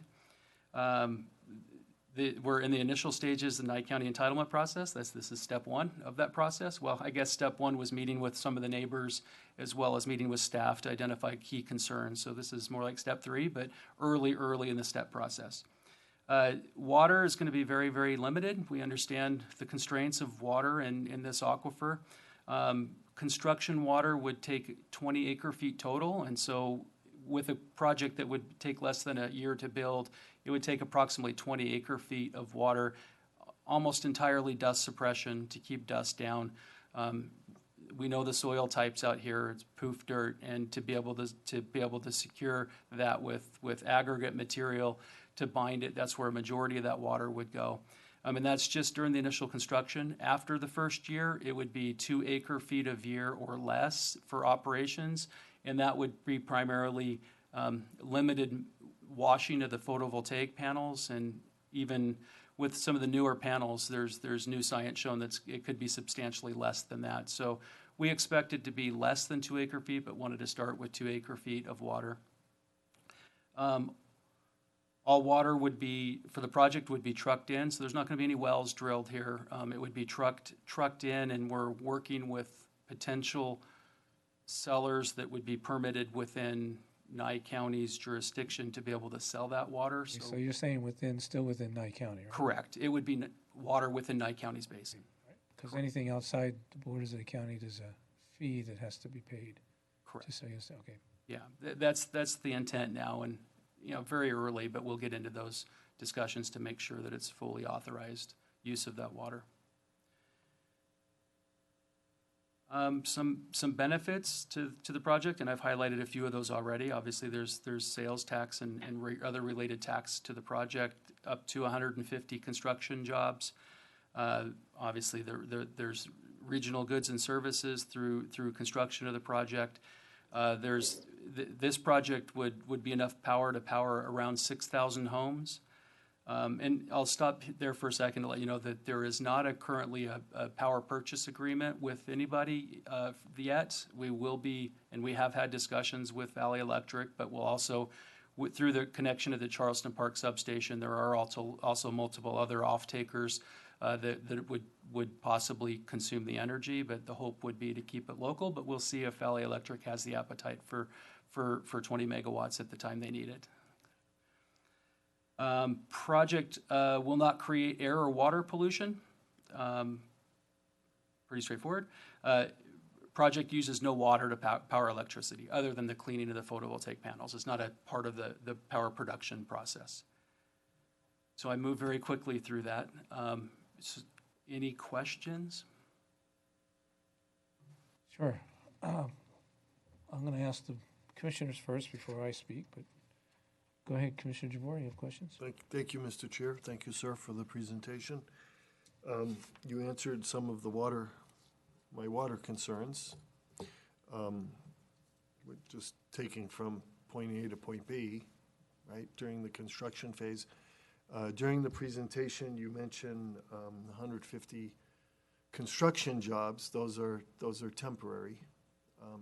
You didn't hear anything about your permanent. What are the permanent jobs? Any idea what's your projection on that? Yeah, I appreciate the question, Chairman or Commissioner. There's not an exact science to it. A 20 megawatt project will take both maintenance and operations oversight. Our belief is that as more projects get constructed, there will be teams or groups or companies that are operating multiple facilities at the same time. And so I don't want to overstate how many jobs it could be, but the traditional formula for calculating the number of long-term jobs would lead to about 2 full-time equivalent in-community jobs that would be what they consider to be well-paid jobs within the community. But it's only 2 jobs, and it's okay. As more of these build up, one operations and maintenance company could maintain multiple projects. Okay, thank you. I appreciate that. And during your presentation, what caught my eye is that solar industry has invested the $8.4 billion in Nevada.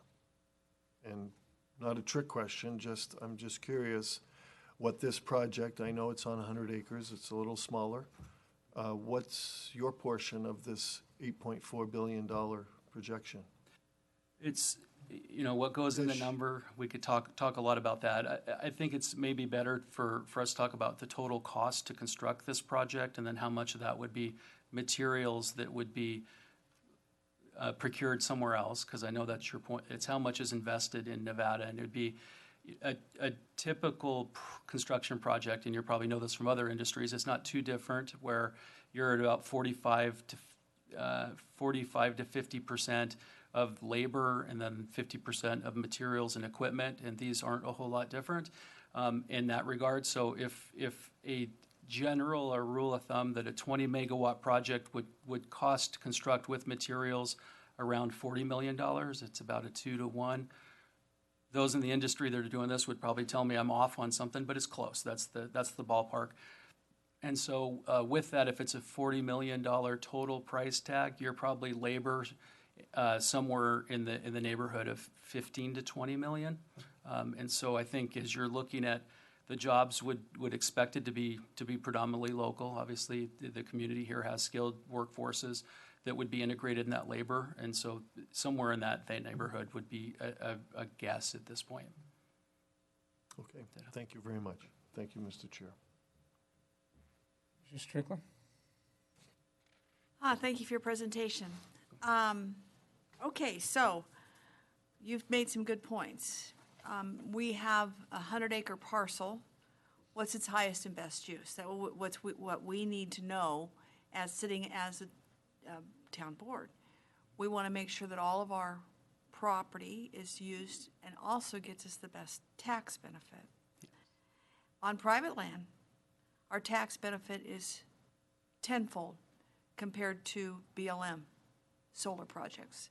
I would love to have Sherry Stringer in here to give me some idea what she could imagine the tax benefit would be on this, because we did this research with another project that was going on BLM, and it was significant because we have a private enterprise over in, but you're going to get some tax breaks for building, correct?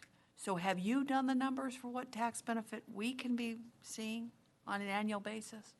We have not run an economic for this specific project, but everything you brought up are the right things to be looking at. There will be, on certain components of the project, there's a state level tax abatement process for a portion of the goods and services for the site. But from a private land perspective, there will be, unlike a BLM site, on a BLM site, you're getting revenue from an abated sales and use tax on the materials that are delivered to the site. In this case, you're also getting real estate property taxes.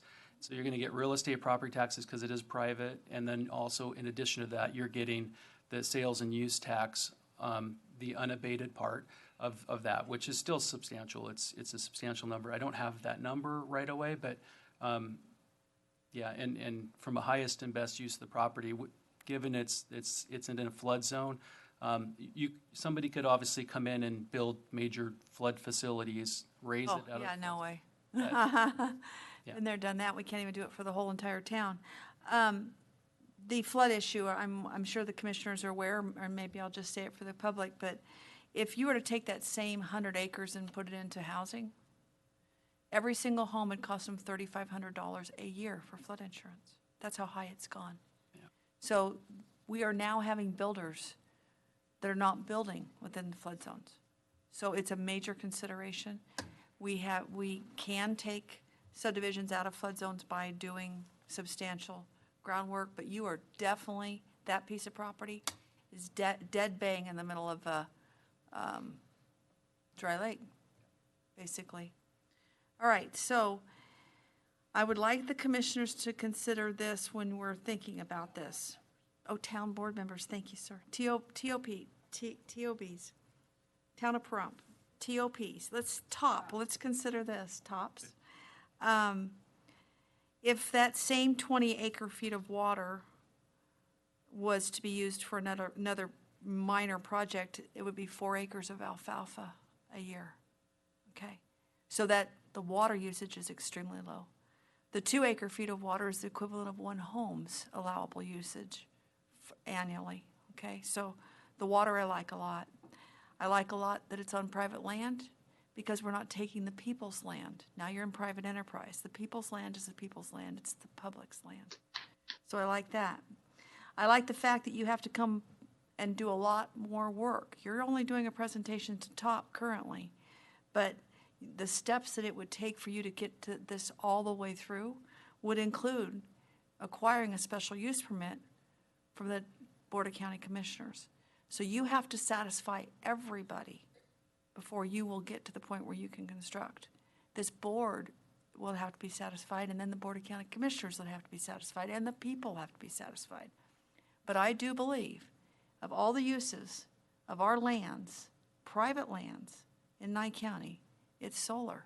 I have it myself. 123 panels. It's a lot of solar. So that's my 2 cents. She needs all those just to work her car. So just to let you guys know. Commissioner Cox? Yeah, I have just a few questions. I'm looking at this piece of land, and it's right in the middle of a bunch of houses because the map doesn't go all the way through, but there's development on this other side. So it's bounded on 3 sides, it's already developed. And can you tell me what there's a building that's like, it looks like a building, like a long building right next door to it on what would be the left side if you're looking at the picture? Do you have any idea what that is? It's... Okay. Maybe he, yeah. Okay, thank you, Brett. I've seen it, but I don't know. So that's actually a landing strip for model airplanes? Okay, so it's not a building, so. Okay. No, it's just kind of a Really pole hard to barn type building for shade and then a concrete landing strip out there. Okay, so now I can distinguish the difference between the two. I can see the roof on the building now. Okay, thank you for that. Hey, and have you spoke to the people that live there and got a consensus of how they feel about this? So a member of the team has, and she's here today. I might have her come up and speak to this. But yes, about a year and a half ago, 2 years ago, did a mailing where we did direct mailers to all the adjacent property owners and solicited input and comment and encouraged them to reach out to our representative. And she did have quite a good response to that, where some were asking questions that they were seemed to be satisfied with the responses, and a lot of it had to do with the questions that we tried to address here, the myths about the market, and it seemed like all of the concerns had been answered, but it was about 18 months ago that happened. And so we may have additional questions that come up, but that's the efforts today. It was a direct mailer requesting and then follow up, and had good exchange with the neighbors. Okay, but they will be notified. As a matter of fact, this is for Brett. Brett, does there have to be zone changes for this, or use permits and all that stuff? So they would be notified through your department also? Yes, this will require a zone change on that property. It's currently RH 4.5, which doesn't allow this type of development. Okay. So they would have to at least go to RH 9.5. Okay. Because I kind of leave it up to them would they prefer a lot of neighbors and a lot of housing development versus would they rather be left alone and have to deal with the other side? So that's one thing we'll be really looking at, what the neighbors have to say with it. The flood area I'm not too concerned about, but I only pay $500 a year for my flood control, and it better. That's because you had it pre-existing. It's new home construction only, or if you sell your home and the next person buys it, unless they buy your policy, that's the problem. Well, that was scary, and it's still scary. Oh, my God. Okay, so private land, change of zoning, people and notices. I think I pretty much covered what I had here. So we don't have any updated information on how the people feel, but we will, right? Okay. Thank you. Well, I think I echo most of the folks that are here talking about what it is. Again, it's nice to know that it is on private land. The only concern I have is that mailers that went out 18 months ago, I will guarantee you there's probably a change, because what the issues we have at Rough Hat, where they were right up against homes and it became a real problem. So I would ask you to probably revisit that again, because I know when we start having our meetings with the RPC or the lands group, we'll be seeing probably some different comments. So, and I know you're going to want to be able to do presentations with them as well to understand what's going on. So you're going to be a busy bunch of people. So I mean, it's understandable that's going to happen. Again, I'm a little bit shy on the 20 acres. I'm watching thousands of gallons of water going out to another place. It doesn't seem like it's ever stopping. It may be a little bit larger property, but it's continuous.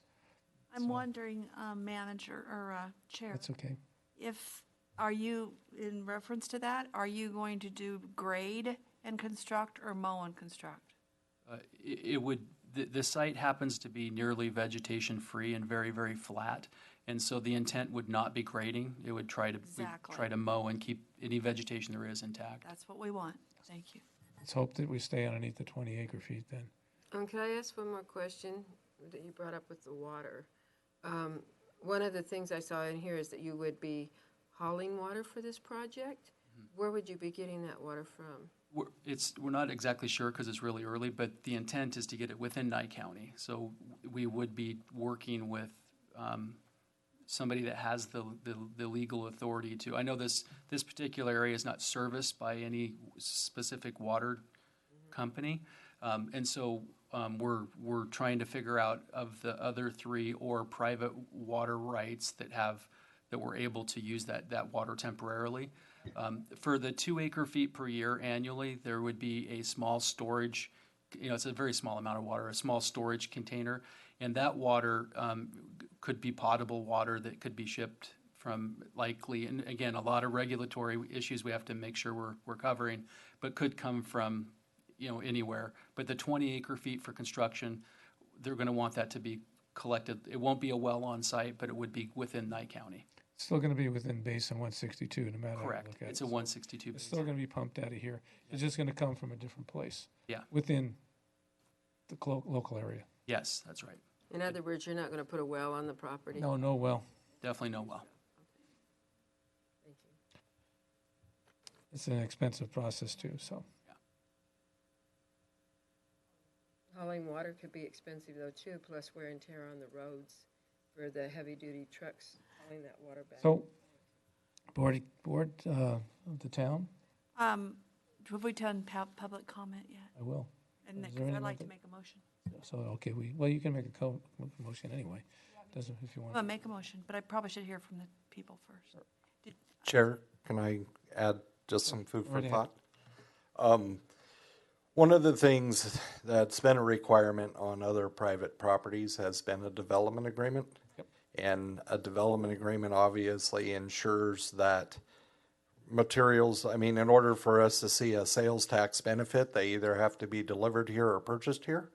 So one of the things that does is ensure that happens. We can stipulate that. The other thing that we always encourage any of these types of developments is try to utilize local labor and make every best effort possible with public outreach to try to garner any of the construction workers and stuff from our communities and surrounding communities, which is also another thing that's a benefit of a development agreement. And the important thing to remember before this goes to the Board of County Commissioners as an SUP application is any of these towns, as these presentations are done, either the town of Pahrump or any of the other towns. Or the one in Tonopah that was done earlier? Yeah, what the requirement is a letter, showing that they did a presentation and hopefully either a recommendation for approval or denial, but that could also be recommended conditions that would also go in that letter that would be submitted as part of that application backup that'll come to the board later. Okay, Because so, I have a condition that needs to be in there, because I understand that at some point in time, you did not want to have a development agreement. So part of what's going to go on here, and I'm going to make that comment, is it has to be part of the process. So. And that would just come as a recommendation from the town of Pahrump. Correct. so we don't have to have it in the embodiment in the letter, because we can't change that now. or Well, the embodiment of this agenda item. We can only make recommendation to staff. that Well, we you can want here. actually draft your own letter. That is a draft that came from the presenters.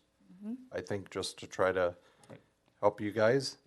But you can alter that letter and we can draft it ourselves, or, I mean, the town of Brum can.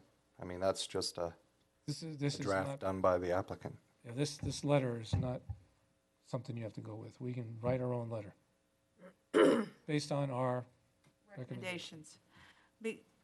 Because I don't know how well this is going to fly, but being this close to private property, we may want to have within the development agreement a fencing that, a buffer. that you cannot see through, just Yeah. like we require for storage facilities. It's minimum requirements that we have anytime something industrial, basically, or commercial gets close to residential. So we need to think about that as we move forward with the development agreement of these future projects. Yeah, and in our previous discussions with these folks, we have definitely brought that up as a concern. Obviously, I mean, it's kind of an obvious concern on this one. And, you know, it suggested, and again, that can be handled either through conditions placed on the SUP or also through a development agreement. But yes, we did talk about at least where they've got residential property adjacent to this property, of coming up with some kind of, you know, Some kind of barrier to where it's aesthetically I think appealing that would as well as, satisfy the public. you know, protects and their project. Well, It help. protects their projects and. helps them understand. But again, I think we still need to go out and check public again. 18 months is a long time. Well, and do remember, to Commissioner Cox's point, you're gonna have 2 public hearings, well, actually 3. You're gonna have an RPC public hearing on the zone change, a Board of County Commissioners public hearing on the zone change, and then the SUP itself. You also Public have hearing. other groups that are going to be seeing this as well. The Lands Group is going to be seeing it. Right. And when, I have another question in regards to, where's all this power going to go to? Is this going to stay locally to feed population growth here? Or is this going to go off to California and we don't get any of it? Yeah, unfortunately, we don't know yet. There's not a power purchase agreement signed for the project. Our hope would be for it to be purchased locally. So we would love to sell the energy to Valley Electric, but it's unknown at this point. Donna, it comes down to dollars and cents. He who has the most dollars gets the power. I guess where it's probably going to go then. It depends. If they have a lot of money, they'll be. Yeah, but the thing We is, don't we don't have want to pay a higher power rate. So- If our local company is buying at a lower rate than they are selling at, then there you That go. would be nice. Okay, I'm going to open this for public comment. Any public comment on the phone? Yes, Chair. The caller is unmuted. Please speak and spell your name for the record. Yes, Amy Nelson, Nelson. I made a lot of notes during this presentation. Some of my questions have been answered. One of them is about the possibility of Valley Electric connecting to it, and I'm concerned about who will pay for that. Will it be those of us who can't afford our own solar, or will it be in rates being increased, countywide? Another thing is, if you don't know where this power is going to be used, then why do you choose to build it out there? There's got to be something in your mind that makes you want to go there and put this on 100 acres. And the water usage that's being discussed, 20 acre feet of water, when I was going to the water board meetings, originally when they were putting the Basin 162 water management plan together, that was our yearly replenishment from the Spring Mountains. So that's an incredible amount of water to be used. And where are they going to get it? Who are the brokers they're going to be buying this water from? I mean, this is an item that certain persons should not even be voting on because of their stands or their position with being a broker. But I think they might want to check with the town board of the commissioners, whoever might want to check with Boulder City and how much it costs to maintain one of these 100 acres. A friend of mine lives there, and reportedly they're very unhappy with how much water it's using every year just to clean those panels off. And it's a lot more than 2 acre-feet of water. So there's a lot of questions here, and they say they have plans, for more.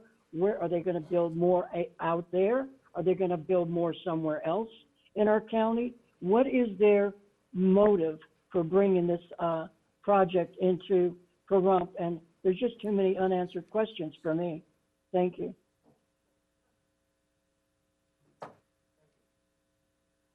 Chair, did you know that our recharge to our valley is 20,000 acre-feet of water, not 20 acre-feet? Thank you, Chair. That's correct.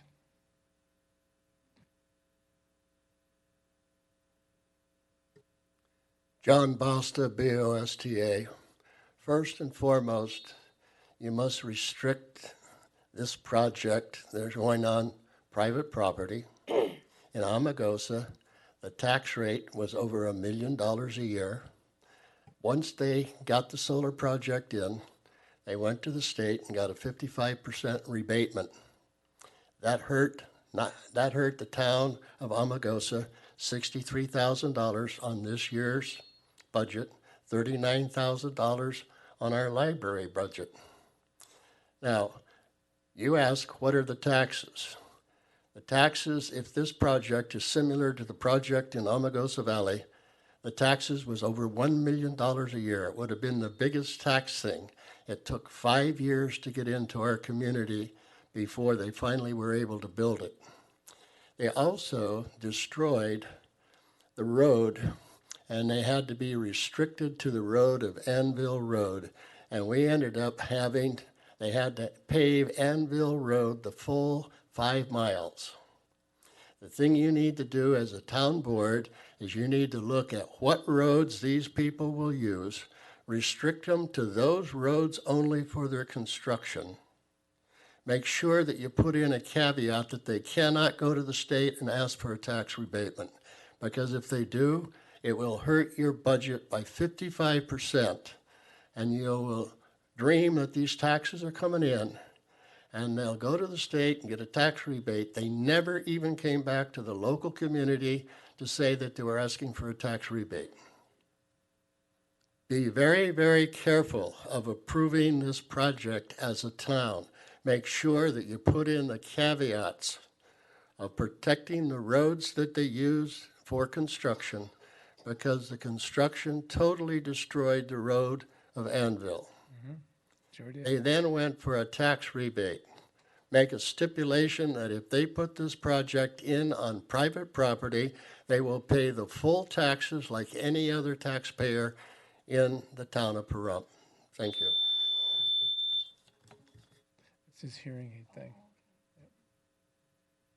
I was taught that lesson just a little while ago by Sam. She told me all about that. Somebody on the phone? Yes. Thank you. The caller is unmuted. Please speak and spell your name for the record. Sherry Stringer, Nye County Assessor, S-T-R-I-N-G-E-R. I heard what Mr. Boss has said, and unfortunately that's not the way that it works. If this goes through, of course, that they have to have a letter from the Governor's Office of Energy. If it is approved, if they meet the income requirements, they would receive a 55% abatement according to NAC 701A.620. And there's also another NAC 701A.545 from the Governor's Office of Energy. I would just, caution you on that, because they will receive that 55% abatement for 20 years. So just wanted to make sure that you are aware of that. Even though it is private property, we do have a couple of them that are on private property, and they do receive that 55% abatement. So thank you. Just wanted to make you aware.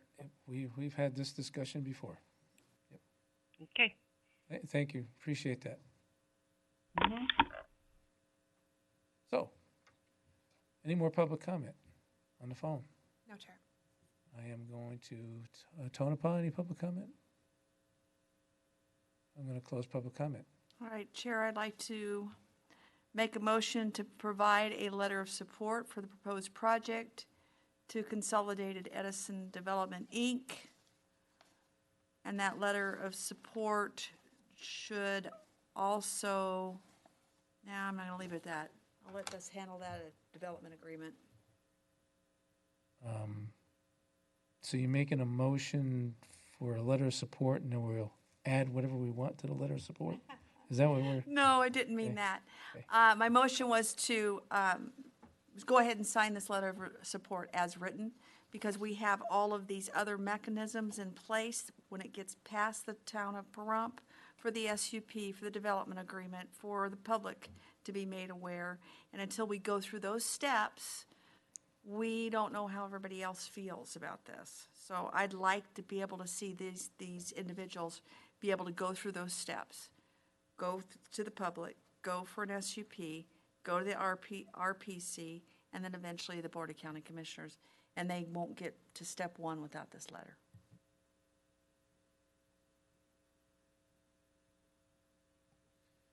I don't care for the way the letter is worded.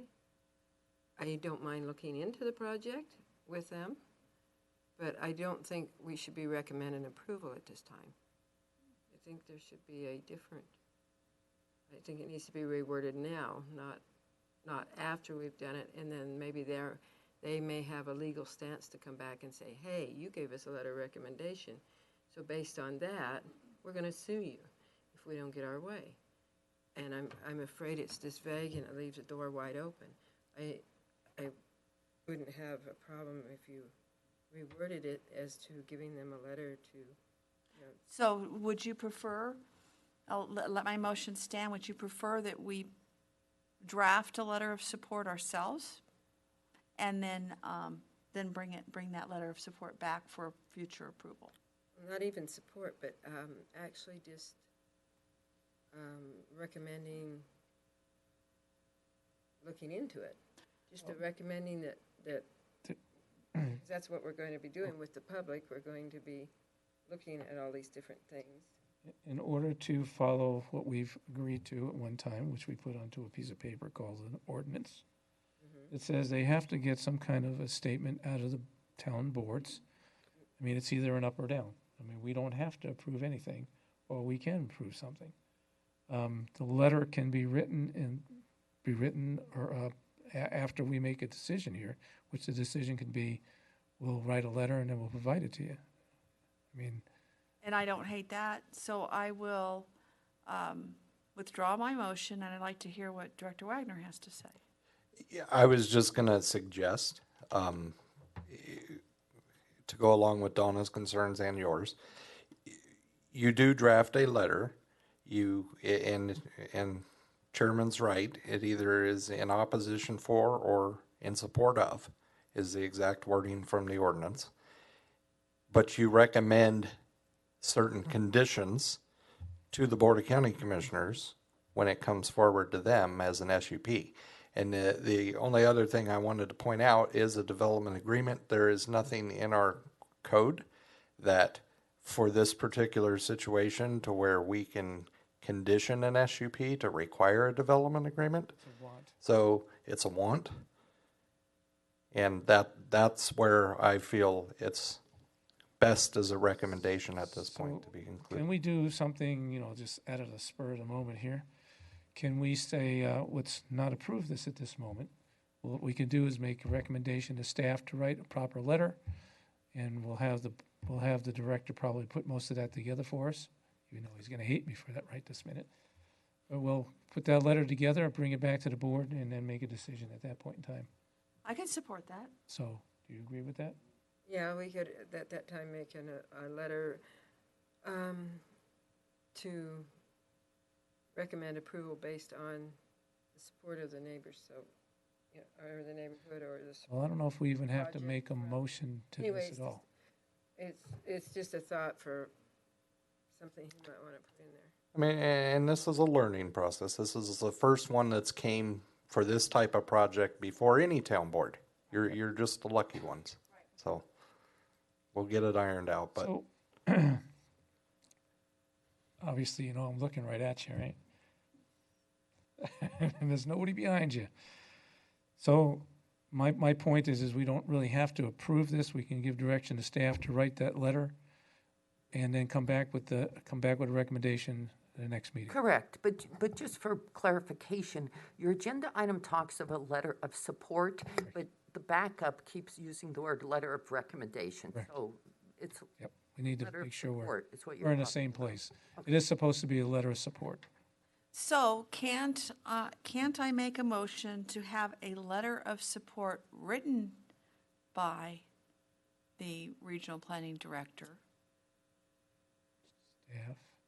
and staff for our signature and approval?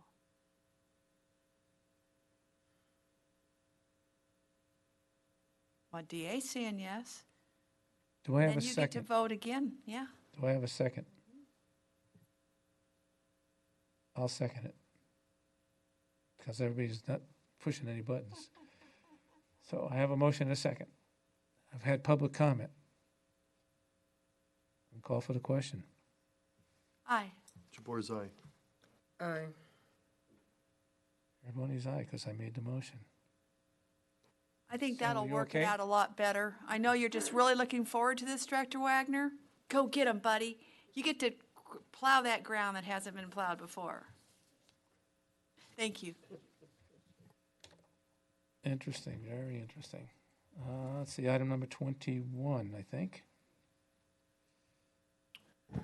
Item 21 for possible action, discussion and deliberation to direct staff to advertise for letters of interest to fill the unexpired term of the Nye County Clerk due to the resignation of Sandra Merlino pursuant to NRS 245.180. Well, this should be pretty simple. No, this is pretty simple. I mean, it's very, very specific. It says we need to make a motion to When is Miss Merlino's retirement date? August 1st. 4th, August 4th. August 5th. August 5th. Oh, wait a Oh, second. there's Sam. Sam, what is it?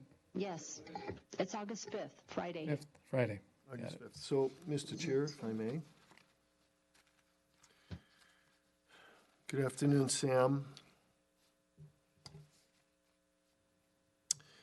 So my question is, we have in the clerk's office, chief deputy clerk. And as far as I know, the chief deputy of any department would step in and potentially be the acting department head. In this case, be the acting clerk. And so would she be willing to do this? Absolutely not. This is Sam. She cannot take the position. Okay. So Sam, would you suggest that we move to the person that was elected to that position to fill it for January 1st meeting of the season? Commissioners, I apologize, Marla Slowtek, but I think we're getting off the agenda item. This is just whether or not to advertise. Put the letter out to advertise. That's versus all it says. Oh, I'm sorry. So I didn't understand that. She's getting ready to say the same thing. My button's getting ready to push. But this Thank you. is Sam. No, I know what the agenda item is, and I'm just curious. If we advertise, you're not going to have an appointment until August 2nd, which literally leaves like 2 days to turn this over, get whoever you appoint on board, and get the administrative rights set up in all of our various programs and everything else. So that's cutting it really close to advertise and do that, just for your information. I think we understand.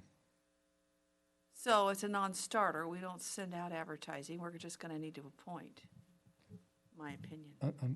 Again, we need to follow the rules. It says we have a person who's going to be leaving August the 5th, and we need to advertise to fill the position, or we don't fill the position. This is Sam again. Is there a possibility you could put this on the July 19th agenda to just make an appointment without advertising, That's the reason why I said like you did with the treasurer's position? correct. Totally agree with that, clerk. That's why I used the last portion that says don't do anything. So I'm at that point. Commissioners, how do you feel? Agree with you totally. Let's just not make a motion and direct staff Okay. at the end. Public comment from anybody on the phone? Sam, anybody on the phone? No, Chair. Thank you.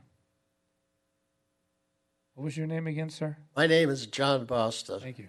Bosta. In the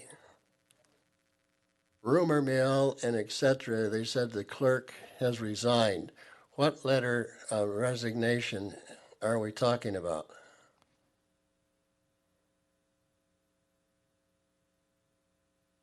Go ahead, Sam. Mr. Bosta, this is Sam. I submitted a letter of resignation or retirement that would be effective August 5th. I turned that in, I believe, a month and a half ago or something like that. Thank you, Sam. You're welcome.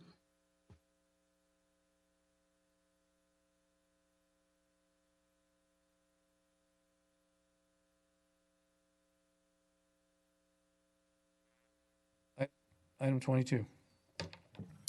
Item 22 for possible action, presentation of projected expenditures of money in the Clerk's Technology Fund to be used in the 2022 through 2023 fiscal year.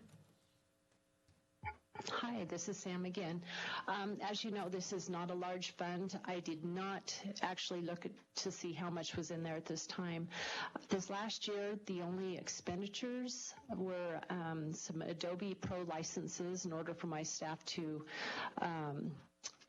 complete record on appeals for the Supreme Court. Other than that, the money is still there. I have a feeling the new clerk, might be able to find some use for that. And so I just plan to leave it up to them. Thank you, Sam. Thank you. Anybody have any comment? Any public comment? Phone? No, Chair. Public comment's closed, even though I don't have to do it, but I'm doing it.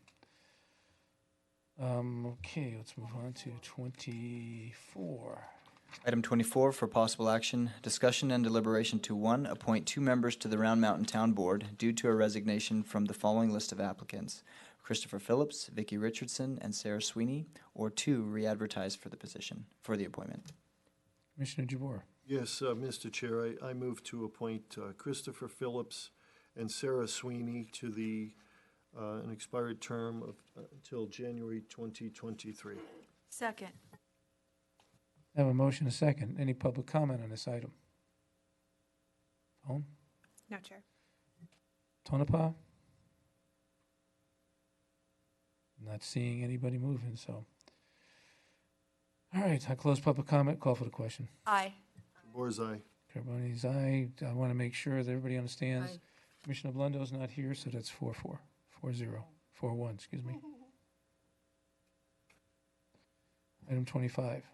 Item 25 for possible action, discussion and deliberation to 1, appoint 6 members to the Nye County Water District due to 6 vacancies from the following list of applicants: Kelly Hill, Bruce Holden, Ernie Jackson, Michael Locke, and Helene Williams, or 2, re-advertise for the appointments.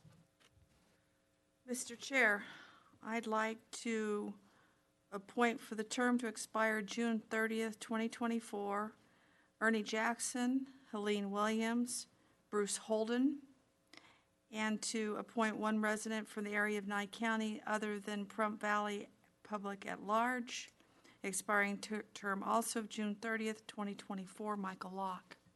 Jabor seconds.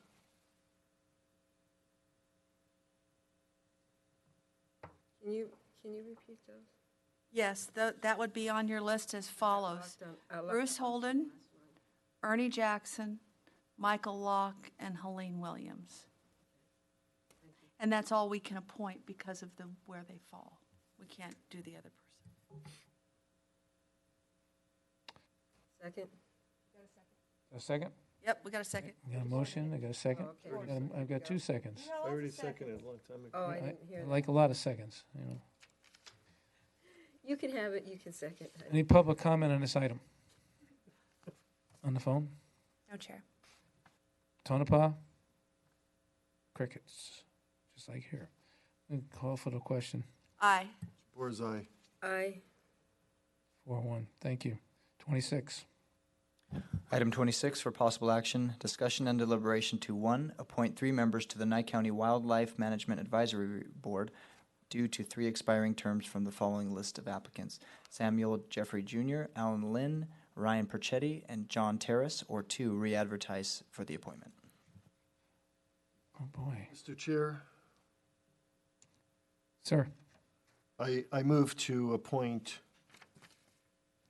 Samuel Jeffrey Jr., Ryan Perchetti, and John Terrace for the term to end June 2025. Second. A motion and a second. Any public comment? Phone? No, Chair. Thank you, Sam. Tonopah, looks like nobody. That was a hard decision. Those are good people. You know, Yes. going through their stuff. Call for the question. Aye. Jabor's aye. Aye. Carboni's aye, 4-1. Item 28. Item 28 for possible action, discussion and deliberation to 1, accept the federal fiscal year 2020 Office of Justice Programs, Bureau of Justice Administration State Criminal Alien Assistance Program grant award through the United States Department of Justice in the amount of $7,412 for the period of July 1st, 2018 through December 31st, 2022 for the purpose of assistance for costs associated with incarceration of undocumented convicted criminal aliens who are held in Nye County jails. There is no county match required. 2, allow for a one-time exception for Comptroller Savannah Rucker to electronically execute the grant award documents. And 3, fund $7,412 from grants 10340. Chair, I'd like to accept the federal fiscal year 2020 OJP, BJA, SCAAP grant award of $7,412 for the period of July 1st, 2018 through December 31st, 2022. Allow for the one-time exception for the comptroller, fund $7,412 from grants 10340. I have a motion. Do I have a second? Jabor seconds. A motion, I have a second. I call, any public comment? Phone? No, Chair. Thank you, Sam. And I don't see any public comment in either area, so I'm going to call for the question. Aye. Aye. Jabor's aye. 4-1. Carboni. By the way, I love the way you wrote that so we could use all those acronyms. Didn't have to say it again. Isn't that just so what we're moving on to is general public comment. Yes, Oh, sir. my gosh. Up to 3 minutes time limit per person. Actions will not be taken on matters considered during this period of time until specifically included on an agenda as an action item. And nobody from the water board can be, okay. Dan Weeks, WEEKS. I'm the general manager of the Nye County Water District. We've had a couple of public comments brought up at our meeting and at this meeting today. I wanted to specify, after reviewing my notes and my best recollection, Order 1330, which is affects only the Amargosa Valley, which is Basin 230. We've talked about this 40-mile limit. That language does not exist in the order. It's not an impact. There's some discussion about it, but my notes do not indicate that the state engineer said anything about a 40-mile limit around Devil's Hole.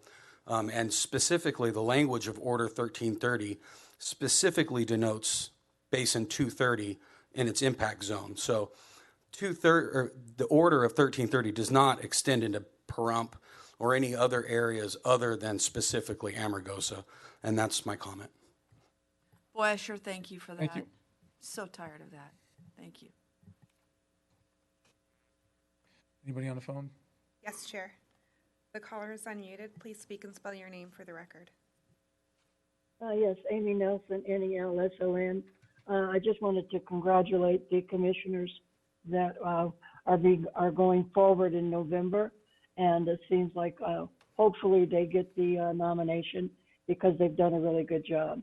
On Leo, I apologize that I didn't mention you. You've done a great job, in my opinion.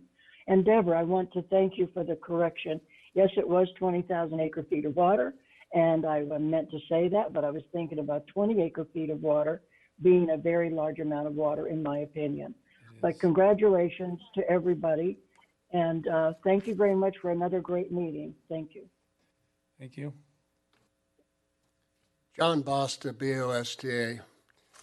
Twice today, I've had people take, after I had made comments to the board, I then had people come back with other information. The information that I gave you about $1 million taxation in the town of Amargosa was before the governor made the tax rebate. It hurt our community. $63,000 in the town budget and $39,000 in the library district. I did not know that the governor made this for all other solar projects coming in. And the other item is that both myself and Victor was at the meeting, and both of us heard the state engineer in his comment say that he had to protect Devil's Hole for the 40-mile radius. So we would have to take a listen to the tape to verify if the statement was made or not made. Thank you. The problem is it's not written that way.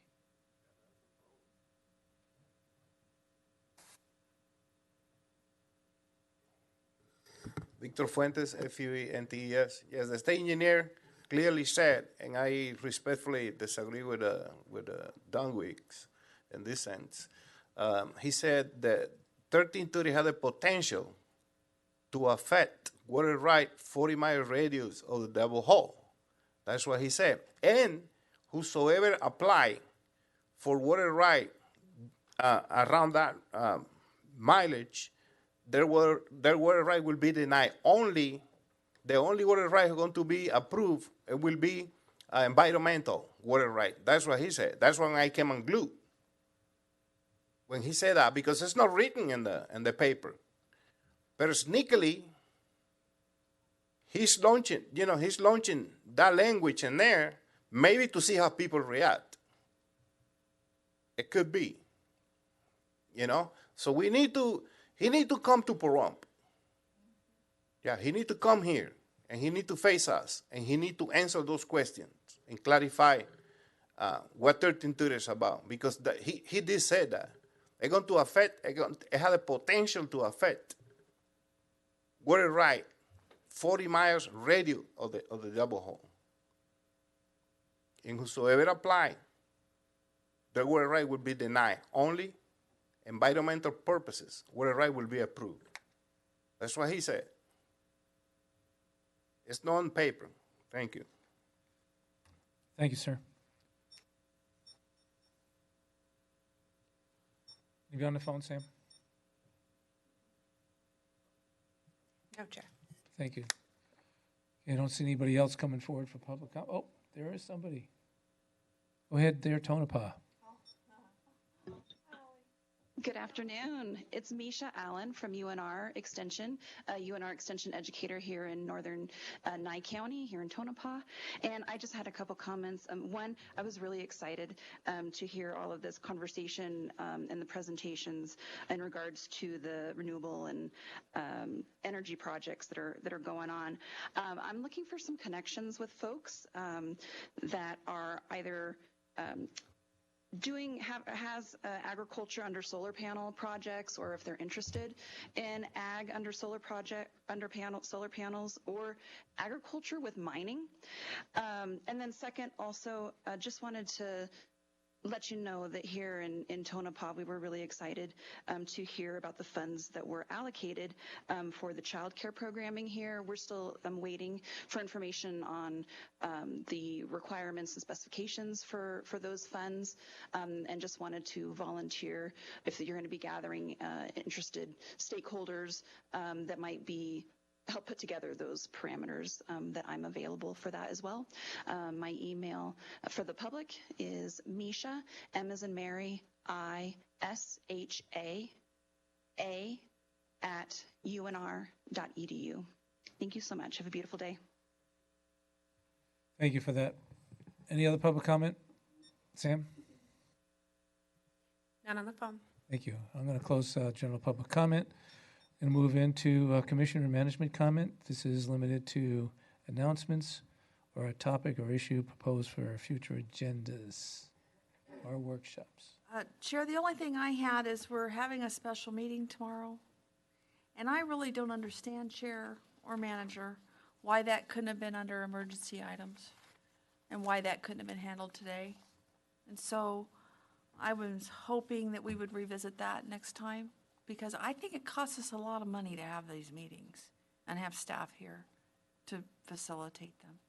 Thank you. Did you want a response, Commissioner? Okay. Just asking if we could look at maybe potentially making that emergency items in the future, you know, rather than another day that you guys have to carve out of your schedules. And we dislike special meetings as much as you do. Oh, no, right? For sure. It had to do with time. Yeah, one of the items we had plenty of a notice of, and so that's where, but not enough after the prior agenda had posted, and then the other one we said, well, we got another. Why wouldn't it be an emergency? Yeah, I don't. Those are tricky. I bet Emergencies they are are. tough, but we can Hey, look into DA, it. look at that. Get it, girls. Get us to be able to take those items. Thank you. Okay, Commissioner Jabor. Thank you, Mr. Chair.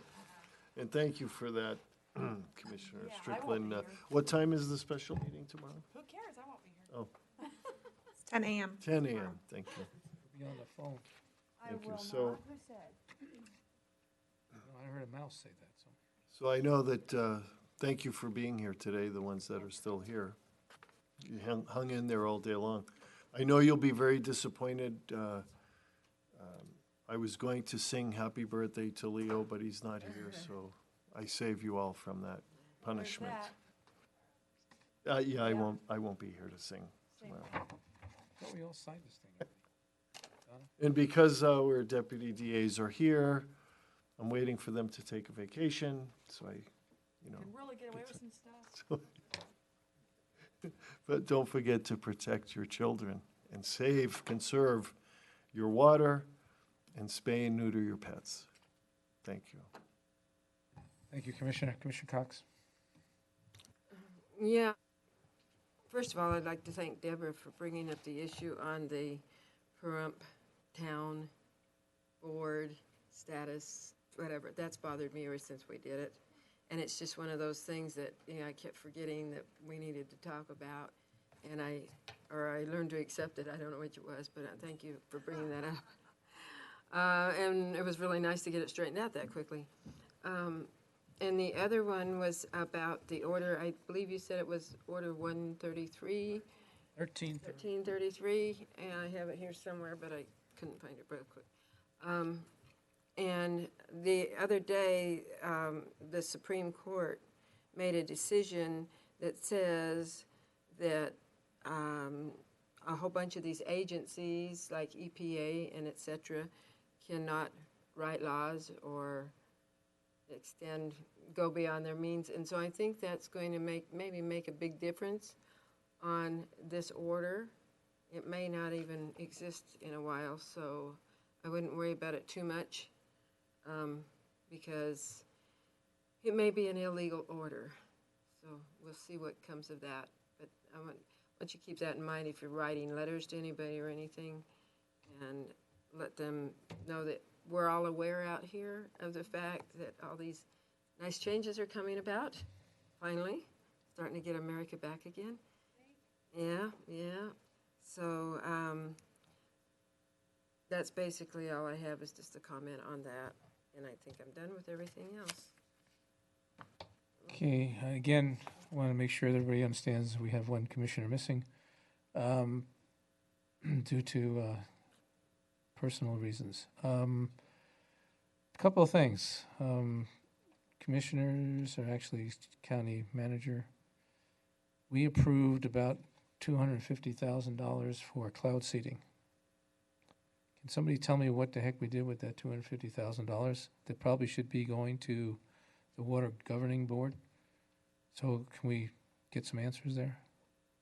Absolutely. So what are we doing with the 250 grand? I think it was 250.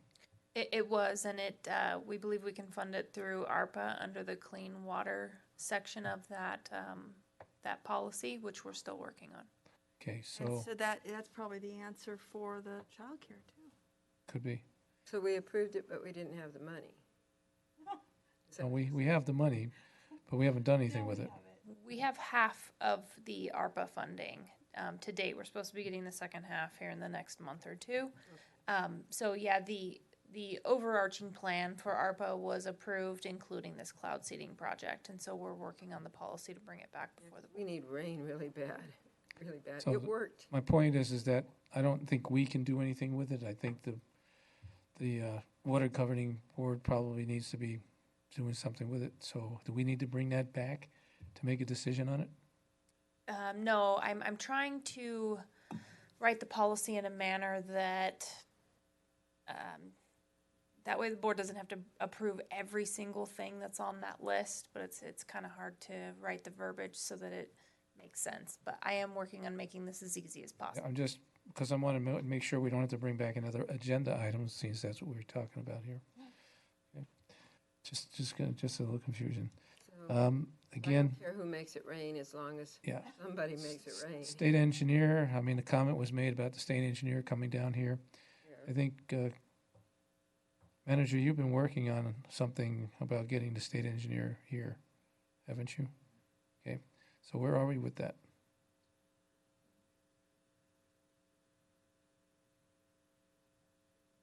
I'll have to check my notes, Commissioner, and I can get back with you. Okay, thank you. I know there's probably more things I haven't thought about, but again, I think, any public comment on this item? Just, I figure I'd get you one day or not. Okay. And Chair, should you be able, manager, to get the state engineer here, the Nye County Water District Governing Board, be happy to have an early morning meeting, 8 a.m. Joint. Ours, yeah, have a meeting with them, with us, and we'd be happy to coordinate that. Thank you. Joint meeting would be great. Okay, with that, since I got the DA excited, I'm sorry. I'm sorry, what's your name again? Yeah, you'll forget it soon enough. This is Sam. I just wanted to announce quickly that we should be going live with OpenGov on our fictitious firm licenses and marriage licenses and fictitious firm names. It's been a long time coming. We finally have all the history put into the system. So just if the public would just give us a little leeway, it's a big change for us. So hopefully by the end of this week, we'll be up and running. That should make some things easier, as long as everybody looks in their computer and actually does something with it. 'Cause that's usually the problem. Then we find out where is it hung up at. Yeah. So with that, thank you, Sam. Appreciate that. I guess we're going to call for an adjournment. We're adjourned. Thank you. Thank you for everybody putting up with us today.